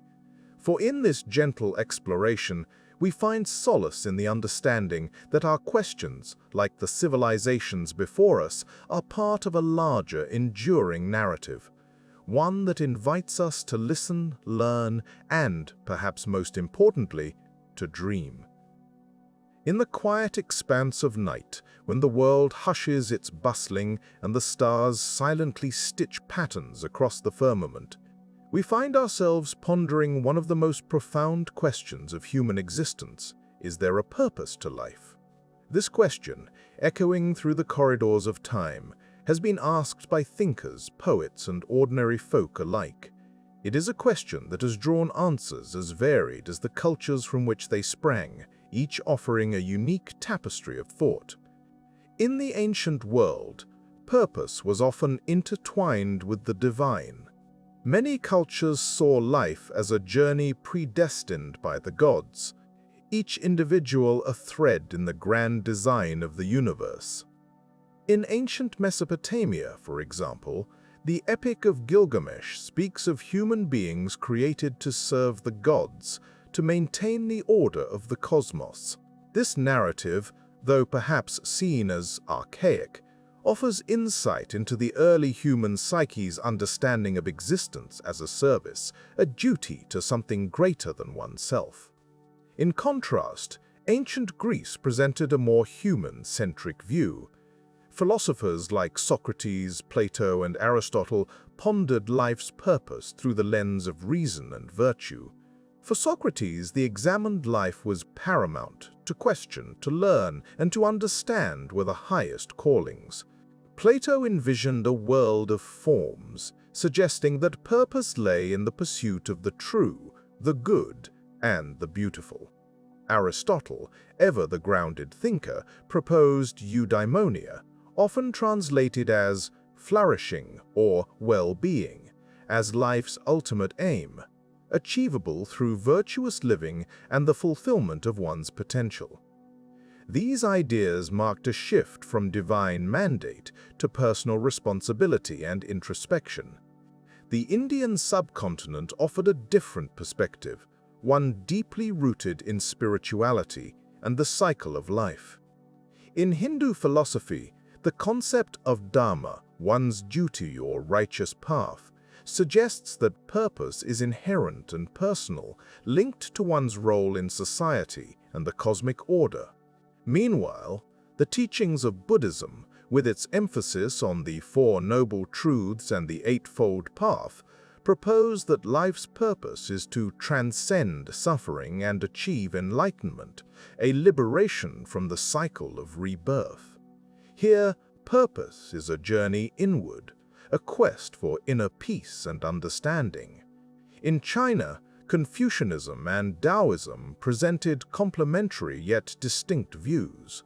Confucian thought placed emphasis on social harmony and moral conduct, suggesting that purpose lies in cultivating virtue and fulfilling one's role within the family and society. Taoism, on the other hand, spoke of aligning oneself with the Tao, the fundamental nature of the universe. It suggested that true purpose is found in simplicity, spontaneity, and living in harmony with the natural world. This dichotomy between societal duty and natural flow reflects the diverse approaches to finding meaning. Across the Pacific, the indigenous peoples of Australia and the Americas held an intimate connection with the land, viewing life's purpose through the lens of stewardship and balance with nature. The Dreamtime stories of Aboriginal Australians, for example, articulate a worldview where purpose is derived from a sacred relationship with the earth, where every creature and landscape is imbued with significance and interconnectedness. As we move through these rich tapestries of thought, we find a common thread. The quest for meaning is universal, yet the answers are profoundly personal. Purpose can be seen both as a choice and a discovery. It is a choice in the sense that we, as individuals, can actively seek and define what gives our lives meaning. Whether through relationships, creativity, knowledge, or altruism, the paths are manifold. Yet it is also a discovery, an unfolding of understanding that comes with the passage of time, experience, and reflection. In modern times, this ancient inquiry persists, albeit in new forms. The existentialist movement of the 20th century, with thinkers like Jean-Paul Sartre and Albert Camus, posited that life is inherently without purpose, and it is up to each individual to forge their own meaning. This idea resonates with many today, offering a liberating yet daunting prospect that purpose is not given but made. Yet, perhaps the search for purpose need not be a quest for a singular truth, but rather a journey of exploration. It is in the act of questioning, of seeking, that life's richness is revealed. As we drift deeper into contemplation, let us embrace the quiet wisdom of ancient questions, allowing them to guide us gently through the vast landscape of thought and feeling. In this delicate balance between choice and discovery, perhaps the purpose of life is not to find an answer, but to live the question itself, to wander with curiosity and an open heart. It is a gentle reminder that in this vast universe, amidst the stars and the stories they tell, it is the journey that shapes us, that defines us, and that, in the end, becomes our purpose. In the quiet heart of human contemplation lies the question of what it means to live well. This query, both simple and profound, has whispered through the corridors of time, gently inviting us to pause and ponder the essence of our existence. To live well is a notion that transcends the mere act of living. It suggests a life imbued with purpose, richness, and depth. But how do we define such a life? Perhaps, in the gentle glow of reflection, we might find answers in the notions of contentment, moderation, and gratitude. Contentment is a term that often eludes precise definition, yet it encompasses a sense of peace with what one has and who one is. It is the quiet assurance that what is present is enough, a harmonious acceptance that neither strives for excess nor dwells on lack. The ancient Greeks, with their keen philosophical insights, spoke of eudaimonia, a state of being that reflects human flourishing. For them, contentment was not merely about the absence of desire, but the presence of virtue, a life aligned with one's true nature and the greater good. In our modern world, where the pace of life often feels relentless, finding contentment can seem like an elusive pursuit. Yet, perhaps it is in the stillness between moments that contentment reveals itself, like a soft whisper carried on the wind. It invites us to be present, to appreciate the beauty in the mundane, and to find joy in the simplicity of existence. Moderation, on the other hand, is the gentle art of balance, the wisdom of knowing when enough is enough. It is the golden mean, a concept championed by Aristotle, who believed that virtue lies between deficiency and excess. Moderation encourages us to tread lightly, to savor the pleasures of life without succumbing to indulgence. It reminds us that while desires may be natural, unchecked, they can lead to imbalance and discontent. Imagine a life where moderation guides our choices, where we find satisfaction not in the accumulation of possessions, but in the richness of experiences. Such a life fosters a deeper connection to our surroundings, allowing us to appreciate the subtle nuances that might otherwise go unnoticed. In a world often caught in extremes, moderation offers a gentle reminder of the beauty in balance. Gratitude, the The third pillar in our exploration of living well is a practice that transforms the ordinary into the extraordinary. It is an acknowledgement of the gifts, both great and small, that grace our lives. Gratitude shifts our focus from what we lack to what we possess, creating a sense of abundance in moments that might otherwise feel sparse. Consider the simple act of pausing to give thanks for a warm cup of tea on a cold morning, or for the kindness of a stranger.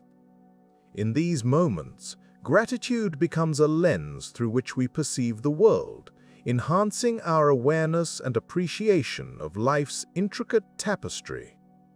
The philosopher Epicurus suggested that a grateful heart is the foundation of happiness, highlighting its profound impact on our well-being.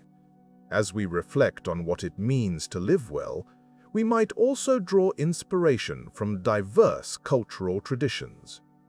The ancient Stoics, for example, encouraged a life of virtue and reason, where contentment arises from within rather than from external circumstances.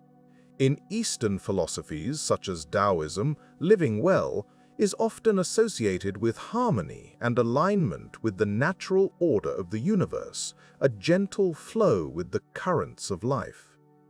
In our own lives, the pursuit of living well might manifest in myriad ways. It could be the quiet joy of tending a garden, the satisfaction of a day spent in meaningful work, or the warmth of a shared meal with loved ones.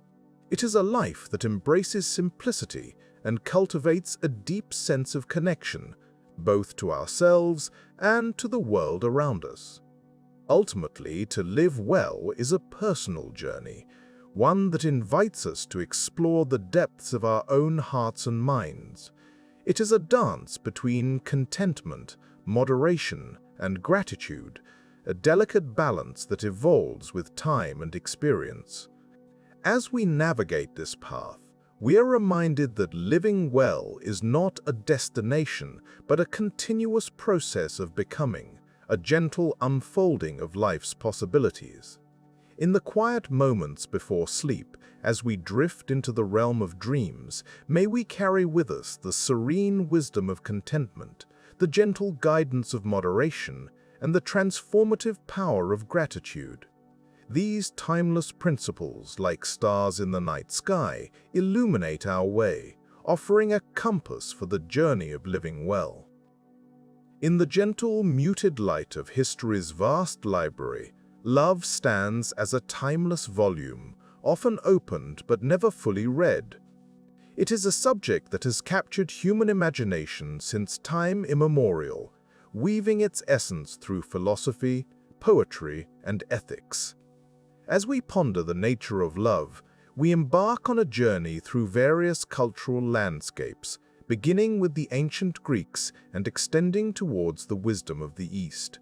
In the dialogues of Plato, love was not merely an emotion, but a philosophical pursuit. Plato's Symposium offers a fascinating metaphor known as the ladder of love. This ladder is not a physical construct, but a conceptual ascent, a progression from the love of a single beautiful body to the love of all bodies, then to the love of souls, and onward to the love of laws and institutions, culminating finally in the love of the divine form of beauty itself. This journey from the particular to the universal reflects a deep yearning for transcendence, suggesting that love is a path to higher understanding and the realization of truth. Plato's ladder invites us to consider love as a transformative force, one that elevates the soul from the mundane towards the eternal. The initial attraction to physical beauty is but the first rung. As one ascends, love becomes less about possession and more about contemplation. In this way, love is both a mirror and a lamp. It reflects our deepest desires while illuminating the path to wisdom. For Plato, the philosopher's love is ultimately for wisdom itself, an endless pursuit akin to the soul's endless quest for the divine. Turning our gaze eastward, we find Confucianism casting love in the light of familial and societal harmony. Confucius, the venerable sage of ancient China, did not speak of love in the romantic sense, but rather in terms of ren, often translated as benevolence or humanness. Central to this concept is the idea of filial piety, respect and love for one's parents and ancestors, extending outward to encompass family, community, and eventually all of humanity. In Confucian thought, love is the glue that binds society, a cornerstone of ethical living. It is an ever-widening circle where love begins at home and radiates outward, fostering a harmonious world. This perspective reminds us that love is not merely an internal feeling, but a guiding principle for action, a commitment to fostering peace and respect in our interactions. The poetic traditions of various cultures also offer profound insights into the nature of love, capturing its ephemeral beauty and its enduring mystery. From the sonnets of Shakespeare to the ghazals of Rumi, poets have sung of love's joys and sorrows, its power to uplift and its potential to devastate. In these verses, love is portrayed as both a gentle whisper and a raging storm, a force that defies simple explanation. Consider the words of Rumi, the Sufi mystic whose poetry dances with the divine. For Rumi, love is an all-encompassing force that transcends the individual, a connection with the divine beloved that dissolves the boundaries of self. In his view, earthly love is but a shadow of the divine love that unites all of creation. The yearning of lovers reflects the soul's deeper longing to reunite with the source of all love. As we contemplate these varied perspectives, we recognize that love is as multifaceted as a finely cut gem, each facet reflecting a different aspect of the human experience. Love is both personal and universal, a bond that ties us to one another and a force that propels us towards greater understanding. It is a dance between the earthly and the divine, a journey from the tangible to the transcendent. In this quiet exploration, we are reminded that the nature of love is not a question to be answered definitively, but a mystery to be embraced. Each culture, each philosophy, offers a lens through which we can view love's complex nature, but none can capture its full essence. Love is elusive, ever-changing, and yet constant, a paradox that invites us to ponder, to feel, and to grow. Let us rest in this contemplation, allowing the gentle cadence of these thoughts to guide us towards a deeper appreciation of love's role in our lives. Whether it is the ascent of Plato's ladder, the ethical embrace of Confucian virtue, or the poetic musings of Rumi, love remains a testament to the beauty and complexity of the human spirit. And as we drift into restful slumber, may we carry with us the quiet wisdom that love, in all its forms, is a timeless journey worth taking. In the quietude of our thoughts, as we wander through the corridors of the mind, we come upon a question both timeless and profound. Why do we seek beauty? It is a question that has lingered on the lips of poets, philosophers, and dreamers throughout the ages, echoing through time like a distant melody. Beauty in its myriad forms captivates us, beckoning us to pause and reflect. But what is this elusive quality that stirs the heart and ignites the imagination? Our journey begins in the ancient world, where the first seeds of aesthetic contemplation were sown. It was here that early thinkers began to ponder the nature of beauty, seeking to understand its essence through the lens of symmetry and harmony. For the Greeks, beauty was not merely a matter of personal preference, but a fundamental principle of the cosmos. Pythagoras, the mystic mathematician, believed that beauty arose from the harmony of numbers, the elegant dance of proportions that governed all things. His vision of a universe ordered by mathematical symmetry offered a blueprint for understanding beauty as an expression of balance and order.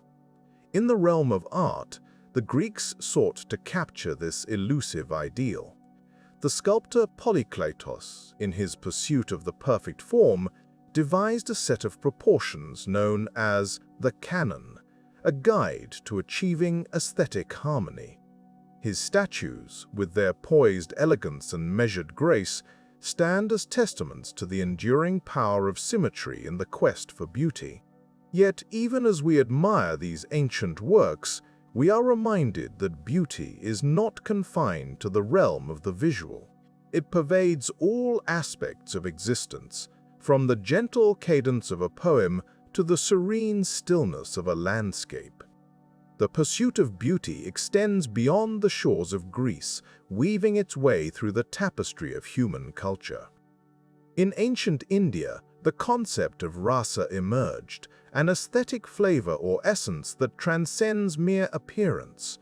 Rasa is experienced not through the eyes alone, but through the heart, evoking a deep emotional response that connects the observer to the transcendent. This notion of beauty as an experience rather than a form invites us to consider the ways in which beauty touches the soul, lifting us beyond the mundane to a state of heightened awareness. In China, the philosophy of Taoism offers a unique perspective on beauty, rooted in the natural world. The Taoist sages, with their reverence for the rhythms of nature, saw beauty in the unadorned simplicity of the universe. To them, beauty was found in the uncontrived, the spontaneous flow of life that emerges when we align ourselves with the Tao or the Way. This aesthetic of simplicity invites us to see beauty in the ordinary, to find elegance in the unassuming, and grace in the quiet moments of existence.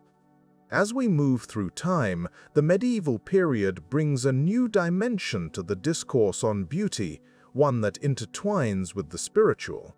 In the Christian tradition, beauty was seen as a reflection of the divine, a window through which the glory of creation could be glimpsed.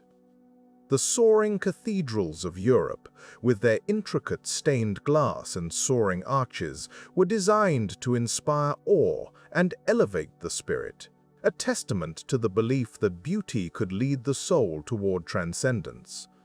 The Renaissance, with its revival of classical ideals, embraced the pursuit of beauty with renewed fervor. Artists like Leonardo da Vinci and Michelangelo sought to capture the perfection of the human form, marrying the principles of symmetry and proportion with a deep understanding of anatomy and emotion. Their works, suffused with a sense of balance and harmony, continue to captivate us, inviting us to ponder the nature of beauty and its place in the human experience. Yet, even as we celebrate the achievements of these great masters, we are reminded that beauty is a subjective experience shaped by cultural and personal perspectives. What one finds beautiful, another may not, reflecting the rich diversity of human experience. This subjectivity invites us to explore the myriad forms of beauty that exist in the world, from the bold and dramatic to the subtle and serene. In the modern era, the philosophical exploration of beauty has expanded to include new dimensions influenced by the rapid changes in society and technology. The advent of photography and film has transformed our perception of beauty, offering new ways to capture and contemplate the world around us. The rise of abstract art challenges traditional notions of beauty, inviting us to seek meaning in the unfamiliar, to find harmony in chaos and beauty in disorder. As we reflect on the question of why we seek beauty, we are drawn to the idea that beauty serves as a bridge between the tangible and the transcendent. It invites us to pause, to look beyond the surface, and to connect with something greater than ourselves. In the presence of beauty, we find a sense of wonder and awe, a reminder of the infinite possibilities that exist within the universe. Perhaps, in the end, the pursuit of beauty is a reflection of our own quest for meaning and understanding, a journey that transcends time and culture. It is a testament to the human spirit, our innate desire to seek out the sublime and to find joy in the simple and the profound. As we wander through the labyrinth of existence, let us embrace the beauty that surrounds us, allowing it to inspire and uplift, to guide us on our path of discovery and contemplation. As we journey through the tapestry of human thought, one question has lingered, softly echoing through the corridors of time. Is there something greater than us? This question, like a gentle breeze, has touched the minds of many, inspiring reflections that are as diverse as the cultures from which they emerge. It invites us to look beyond the immediate, to gaze into the vast expanse of the cosmos, and to ponder the unseen forces that may govern our lives. In the earliest days of humanity, when the world was still a mysterious canvas painted with shadows and light, our ancestors sought to understand their place within it. They observed the cycles of the moon, the rise and fall of the sun, the changing seasons, and the inexplicable forces of nature. In these patterns, they perceived a presence, something greater than the mere sum of earthly phenomena. This presence often took the form of gods, beings of immense power and mystery who ruled the skies, the seas, and the very fate of humankind. In ancient Mesopotamia, the cradle of civilization, the people envisioned a pantheon of deities who personified natural forces. Anu, the god of the sky, Enlil, the god of the air, and Enki, the god of the air, and Enki, the god of water and wisdom, each played a part in the grand tapestry of existence. These deities were not distant or abstract. They were intimately involved in the daily lives of the people. Through rituals and offerings, the Mesopotamians sought to appease these gods, hoping to secure their favor and protection. Across the sands of time and geography, the ancient Egyptians cultivated a spiritual landscape that was rich in symbolism and reverence for the divine. They believed in a plethora of gods and goddesses, each with unique attributes and responsibilities. The sun god Ra traversed the sky each day, bringing light and warmth to the world. Osiris, the god of the afterlife, offered the promise of rebirth and eternal life. In the majestic architecture of their temples and the intricate art of their tombs, the Egyptians expressed a profound sense of connection to something greater, a divine order that infused every aspect of life and death. Turning our gaze eastward, we find that the early spiritual traditions of India also grappled with questions of the divine and the infinite. The ancient texts known as the Vedas articulate a vision of the cosmos that is both intricate and unified. In these hymns, the universe is seen as a manifestation of a single underlying reality, Brahman, which is both immanent and transcendent. This notion of unity, of all things being connected through a singular essence, invites a contemplative understanding of existence, where the self is not separate from the cosmos, but part of a greater whole. In the quiet wisdom of the Taoist tradition in China, we encounter another perspective on the divine and the natural order. The Tao, or the Way, is an ineffable force that underlies and unites all things. It is not a god in the traditional sense, but rather a principle that guides the unfolding of the universe. The Tao teaches simplicity, harmony, and the acceptance of life's rhythms. By aligning with the Tao, one finds peace and balance, recognizing that there is a greater flow to life, an order beyond mere human understanding. The ancient Greek philosophers, too, pondered the mysteries of existence and the possibility of a greater reality.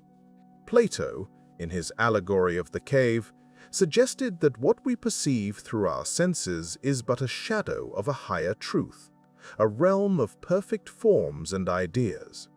This notion of a transcendent reality, accessible through reason and contemplation, has inspired countless seekers throughout history to look beyond the material world in search of deeper understanding.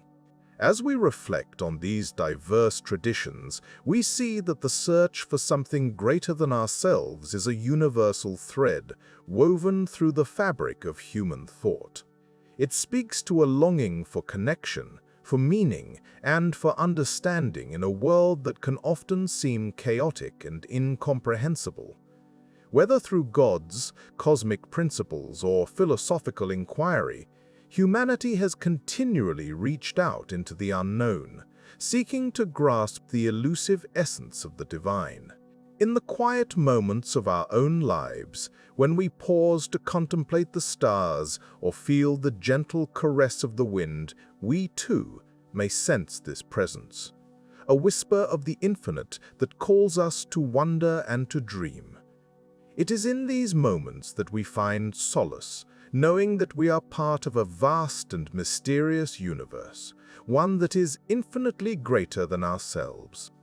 As we drift gently into the embrace of sleep, let us carry with us this sense of wonder and unity. May our dreams be filled with the mysteries of the cosmos, inviting us to explore and to find peace in the knowledge that we are part of something grand and beautiful. And as we journey through the landscapes of our imagination, may we remember that the search for something greater is not about finding definitive answers, but about embracing the questions themselves, a quiet invitation to ponder the mysteries of existence and to marvel at the beauty of the unknown. As we ponder the mysteries of existence, one question inevitably arises: what happens after death? This eternal enigma has long captivated the human imagination, inspiring countless reflections across cultures and ages. Let us embark on a gentle exploration of this profound topic, approaching it with the humility and openness that such a mystery deserves. In the East, the ancient Vedic texts of India propose the concept of reincarnation, a cycle of birth, death, and rebirth known as samsara. This view suggests that the soul, or Atman, is eternal and undergoes a series of transformations, each life a new chapter in an ongoing journey. The Bhagavad Gita, a revered spiritual text, speaks of the soul as indestructible, likening the shedding of a body to the discarding of worn garments. This imagery invites us to consider death not as an end, but as a transition, a gentle shedding of the old to embrace the new.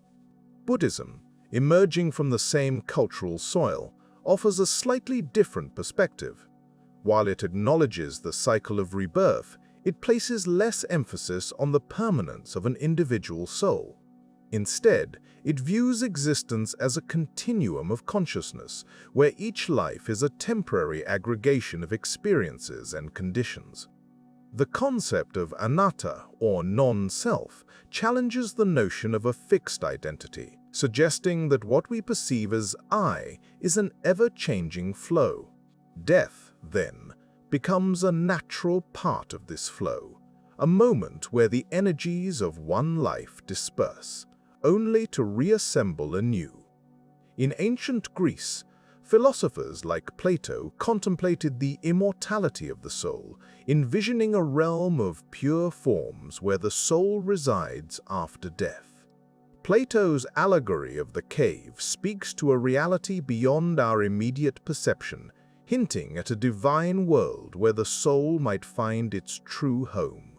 This vision resonates with the idea of the soul's journey towards truth and enlightenment, a path that death merely continues rather than concludes.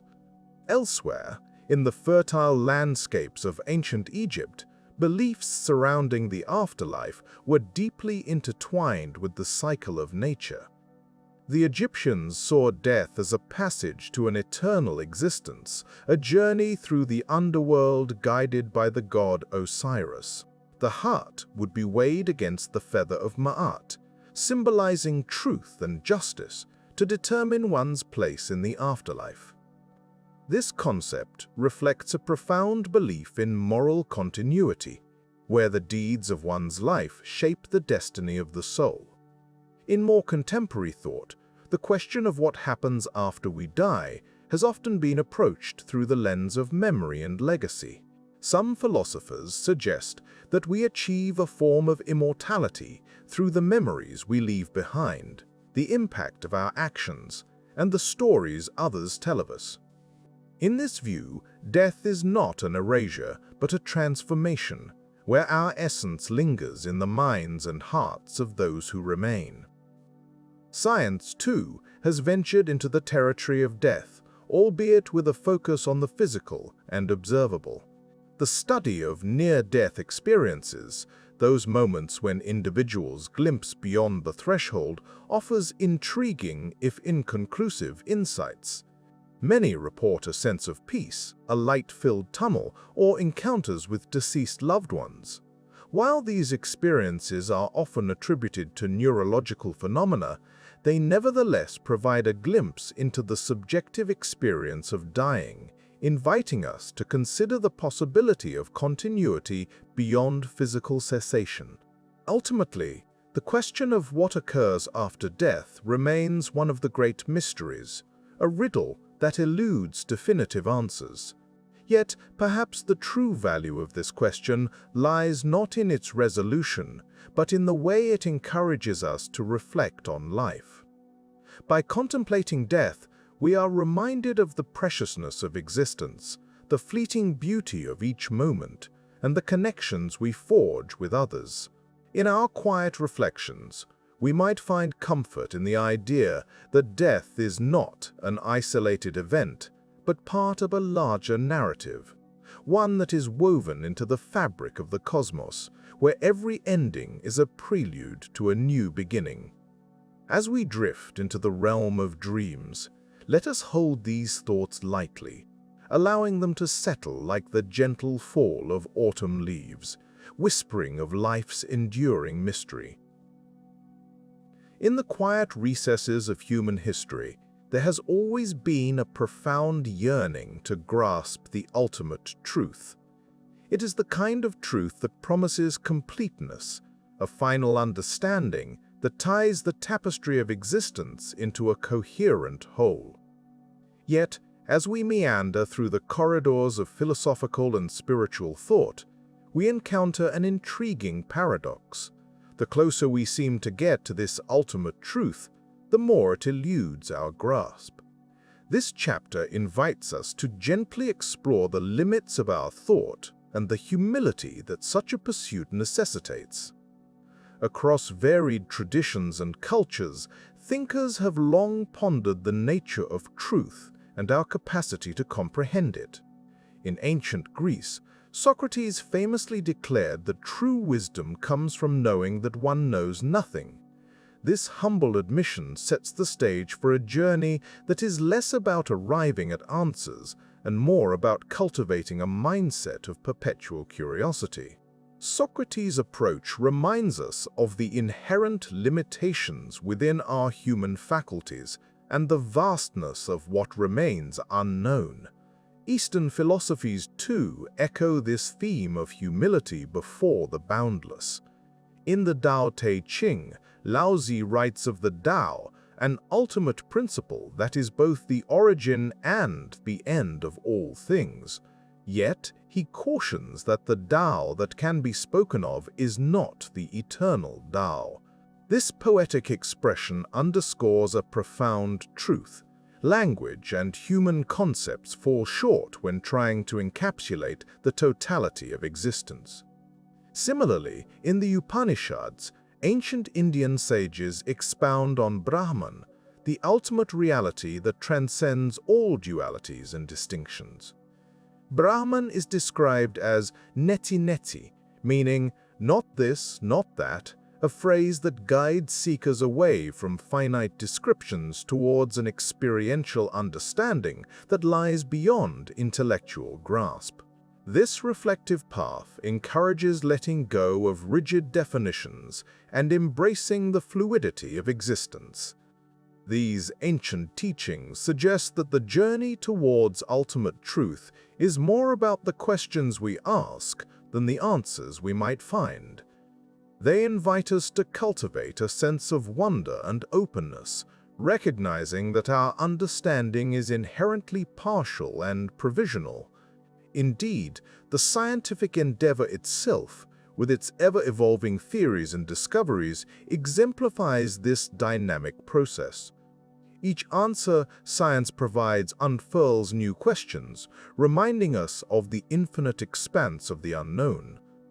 In the realm of science, Albert Einstein's theory of relativity transformed our understanding of space and time. Yet even Einstein acknowledged that there might be deeper truths beyond our current theories. Similarly, quantum mechanics, with its probabilistic nature, challenges our intuitive notions of reality and suggests that, at the fundamental level, nature may not conform to our classical expectations. These scientific insights compel us to appreciate the complexity and mystery of the universe, urging us toward intellectual humility. Meanwhile, in the mystical traditions of Sufism, practitioners engage in a dance of divine love, seeking unity with the ultimate through poetry and music. The Sufi path embraces the notion that the ultimate truth is not something to be conquered with the mind alone, but is an experiential reality to be lived and felt. Mystics across cultures often speak in metaphors and paradoxes, using the language of the heart to hint at truths that defy logical articulation. The Buddhist tradition offers another perspective with its emphasis on mindfulness and direct experience. The Buddha's teachings encourage followers to observe the nature of their own minds and the impermanence of all phenomena. In doing so, practitioners come to realize that clinging to rigid concepts only leads to suffering. Instead, they are invited to dwell in the present moment, embracing the fluid dance of existence without attachment to fixed certainties. In contemplating these diverse traditions, we are reminded that the search for ultimate truth is not a solitary endeavor. It is a shared human pursuit, woven into the fabric of our collective consciousness. Each tradition adds its own color to the tapestry, offering insights and practices that guide us along this path of discovery. As we continue our exploration, we might consider that the ultimate truth, if it exists, might not be a singular endpoint, but rather a spectrum of understanding that expands with our awareness. Perhaps it is less about acquiring absolute knowledge and more about cultivating a deep sense of connection with the world and with each other. In this light, the pursuit of truth becomes a journey of transformation, one that shapes our character and deepens our empathy. Let us, therefore, embrace this journey with a sense of wonder and humility. Let us acknowledge the limitations of our intellect while remaining open to the mysteries that lie beyond.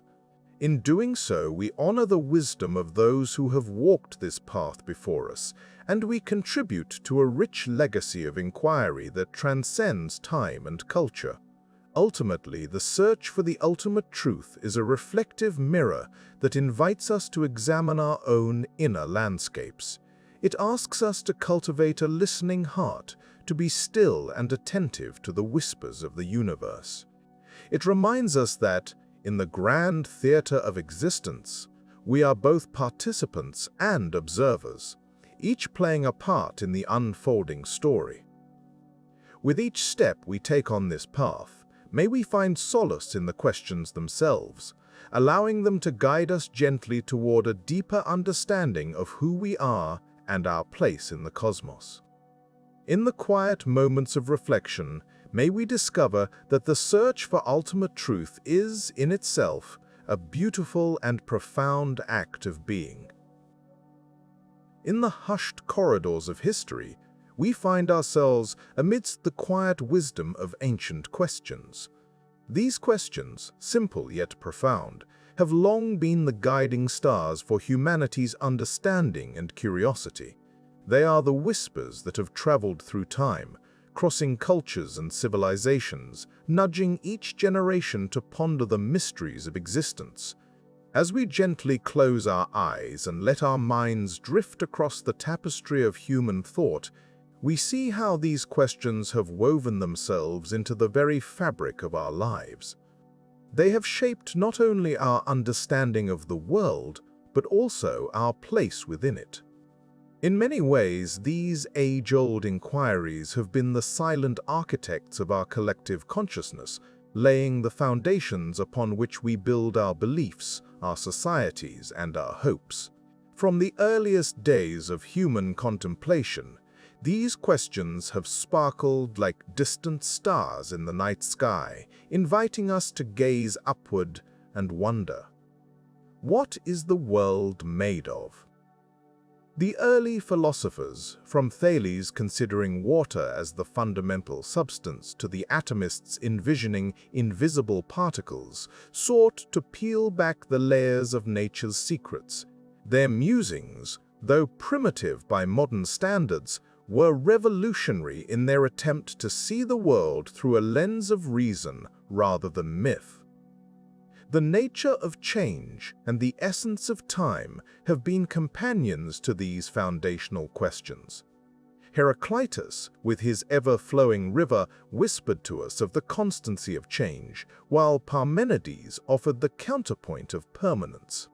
Ancient reflections on time, from the cyclical rhythms of Indian cosmology to the linear progression of Greek thought, have prompted us to consider our own fleeting moments within the vastness of eternity. These inquiries have not merely been about the external world. They have also turned inward, prodding us to explore the depths of our own being. What does it mean to be human? What is the self? These questions have been pondered by sages and scholars, from the introspective ruminations of the Upanishads to the logical dissections of Greek philosophy. They beckon us to understand the interplay of mind, body, and soul, and in doing so, they challenge us to define our identity and purpose. In our pursuit of these answers, we find ourselves navigating the labyrinth of human experience, where suffering and happiness, justice and morality all vie for our attention. Why do we suffer? The Four Noble Truths offer one path, as do the Stoic teachings of acceptance. The pursuit of happiness, whether through virtue or pleasure, continues to shape our aspirations and our understanding of a life well lived. The ancient questions have also guided our quest for knowledge, prompting us to ask, how do we know what we know? This inquiry into the nature of truth and wisdom has fostered a legacy of skepticism and wonder. The reliability of our senses, the coherence of our understanding, and the wisdom that emerges from lived experience all contribute to the rich tapestry of human knowledge. Moreover, these questions have illuminated the realm of ethics and governance, urging us to consider the nature of a good life, the essence of justice, and the reasons for morality. From the teachings of Aristotle and Confucius to the legal codes of Hammurabi, these inquiries have helped us navigate the complex web of human relations and societal structures. As we ponder these timeless questions, we find that they extend beyond the practicalities of existence, reaching into the realms of meaning and transcendence. Is there a purpose to life? What is the nature of love? Why do we seek beauty? These questions invite us to explore the intangible qualities that enrich our lives and give them depth. In this quiet contemplation, we realize that these questions are not merely intellectual exercises, they are the heartbeats of our humanity.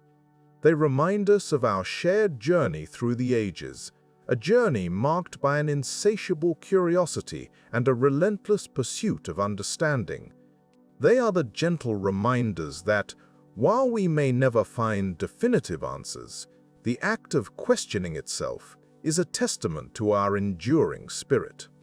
As we drift into the gentle embrace of sleep, these ancient questions continue to resonate within us, like the soft echoes of a distant melody.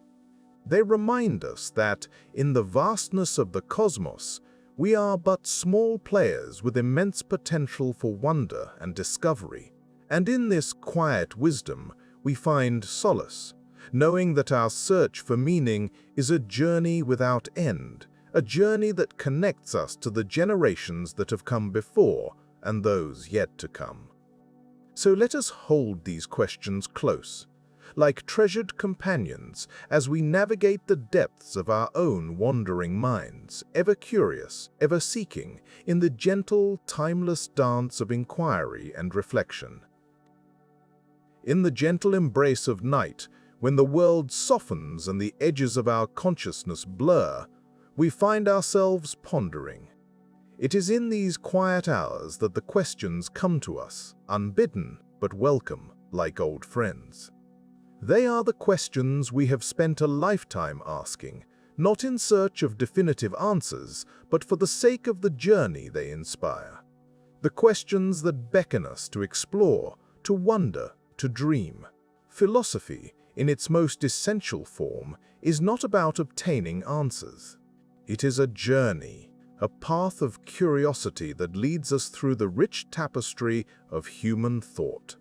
It is the gentle art of questioning that shapes our minds and spirits, guiding us towards a deeper understanding of who we are and the world around us.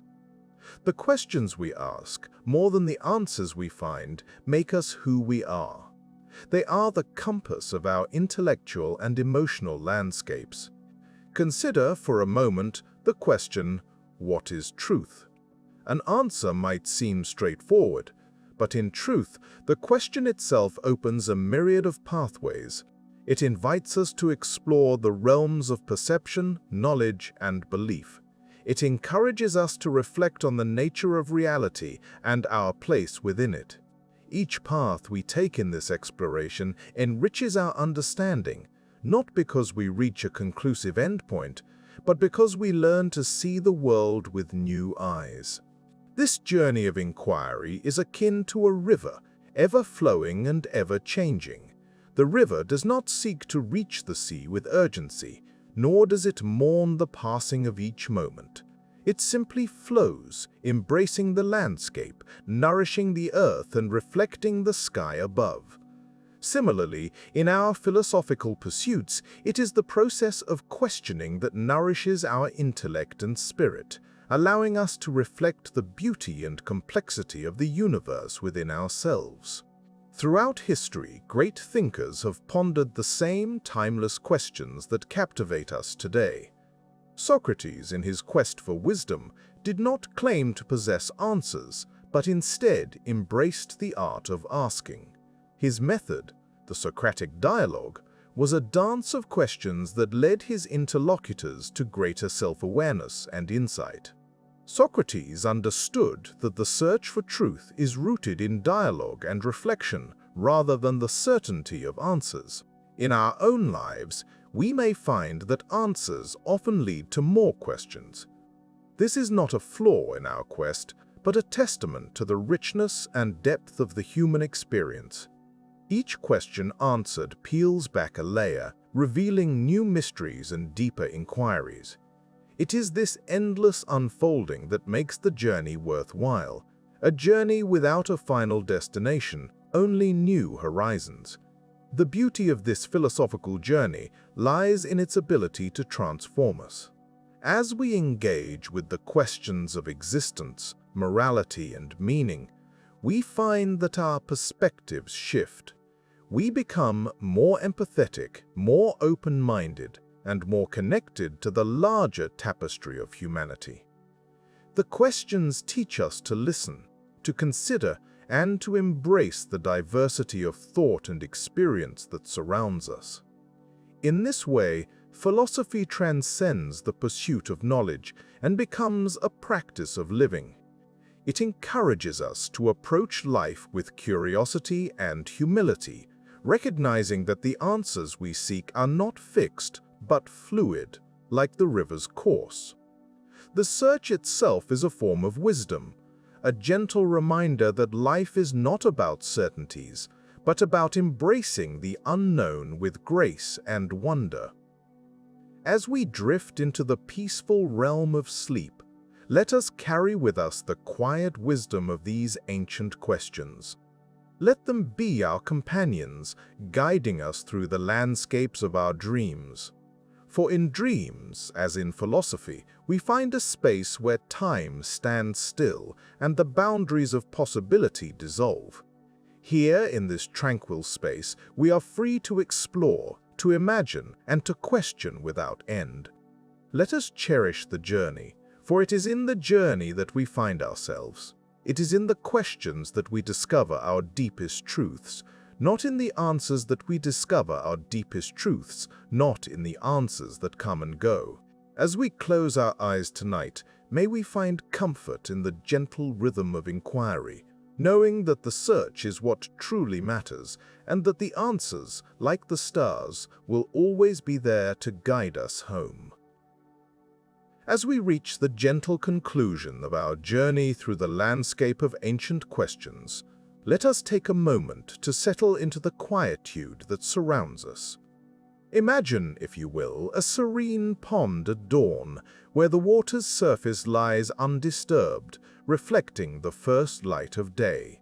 Our minds can be like that pond, calm, open, receptive to the warmth of understanding that these timeless questions have offered us. In this space of tranquility, we are invited to breathe deeply. Feel the air as it fills your lungs, a reminder of the simple, rhythmic dance of life. There is no need to rush or strive for answers at this moment. Instead, let us drift on the gentle currents of thought, where each breath is a soft wave, lapping at the edges of consciousness, inviting us to relax and release. Consider the vastness of the sky above, a canvas of endless possibilities, much like the realm of the mind.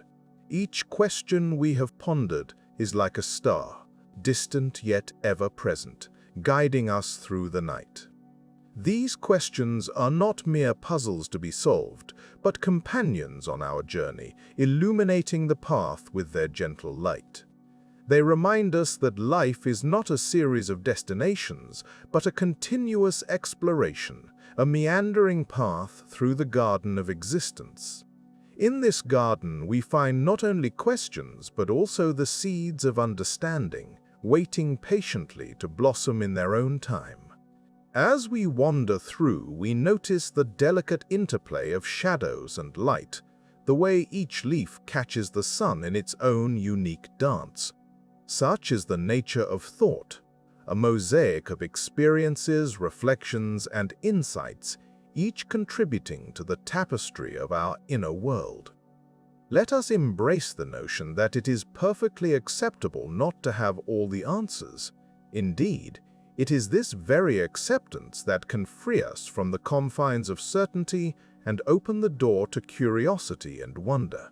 Like a child who discovers a new secret with every turn, we too can approach the world with a sense of awe and reverence. This is the quiet wisdom of letting go, of trusting the unfolding of our own understanding.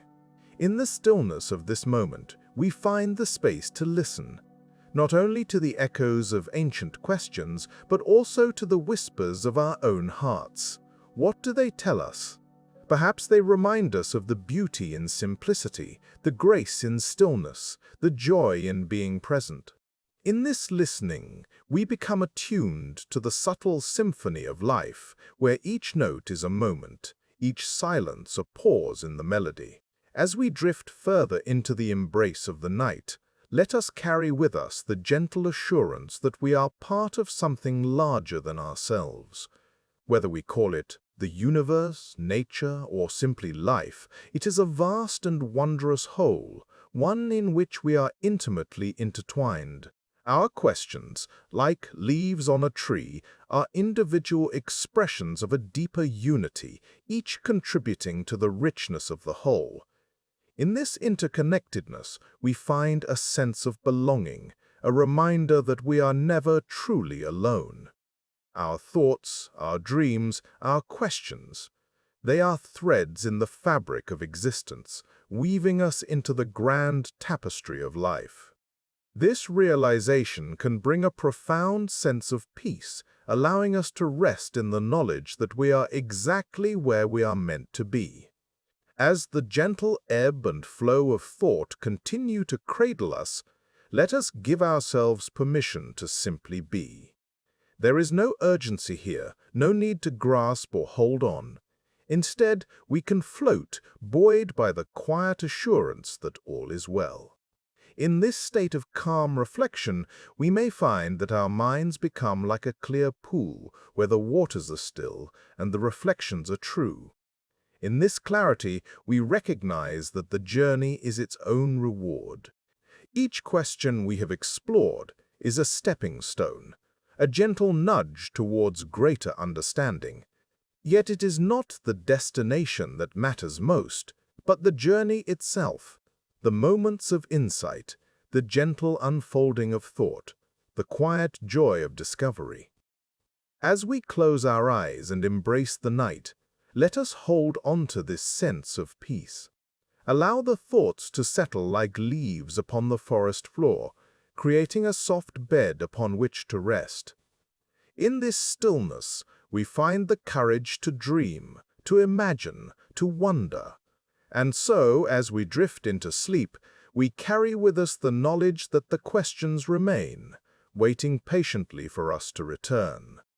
They are timeless companions, guiding us through the labyrinth of life, whispering softly of mysteries yet to be uncovered. May we find comfort in their presence, inspiration in their mystery, and peace in the journey they invite us to take. As we let go and surrender to the night, may our minds find rest, our hearts find peace, and our spirits find solace in the quiet wisdom of ancient questions.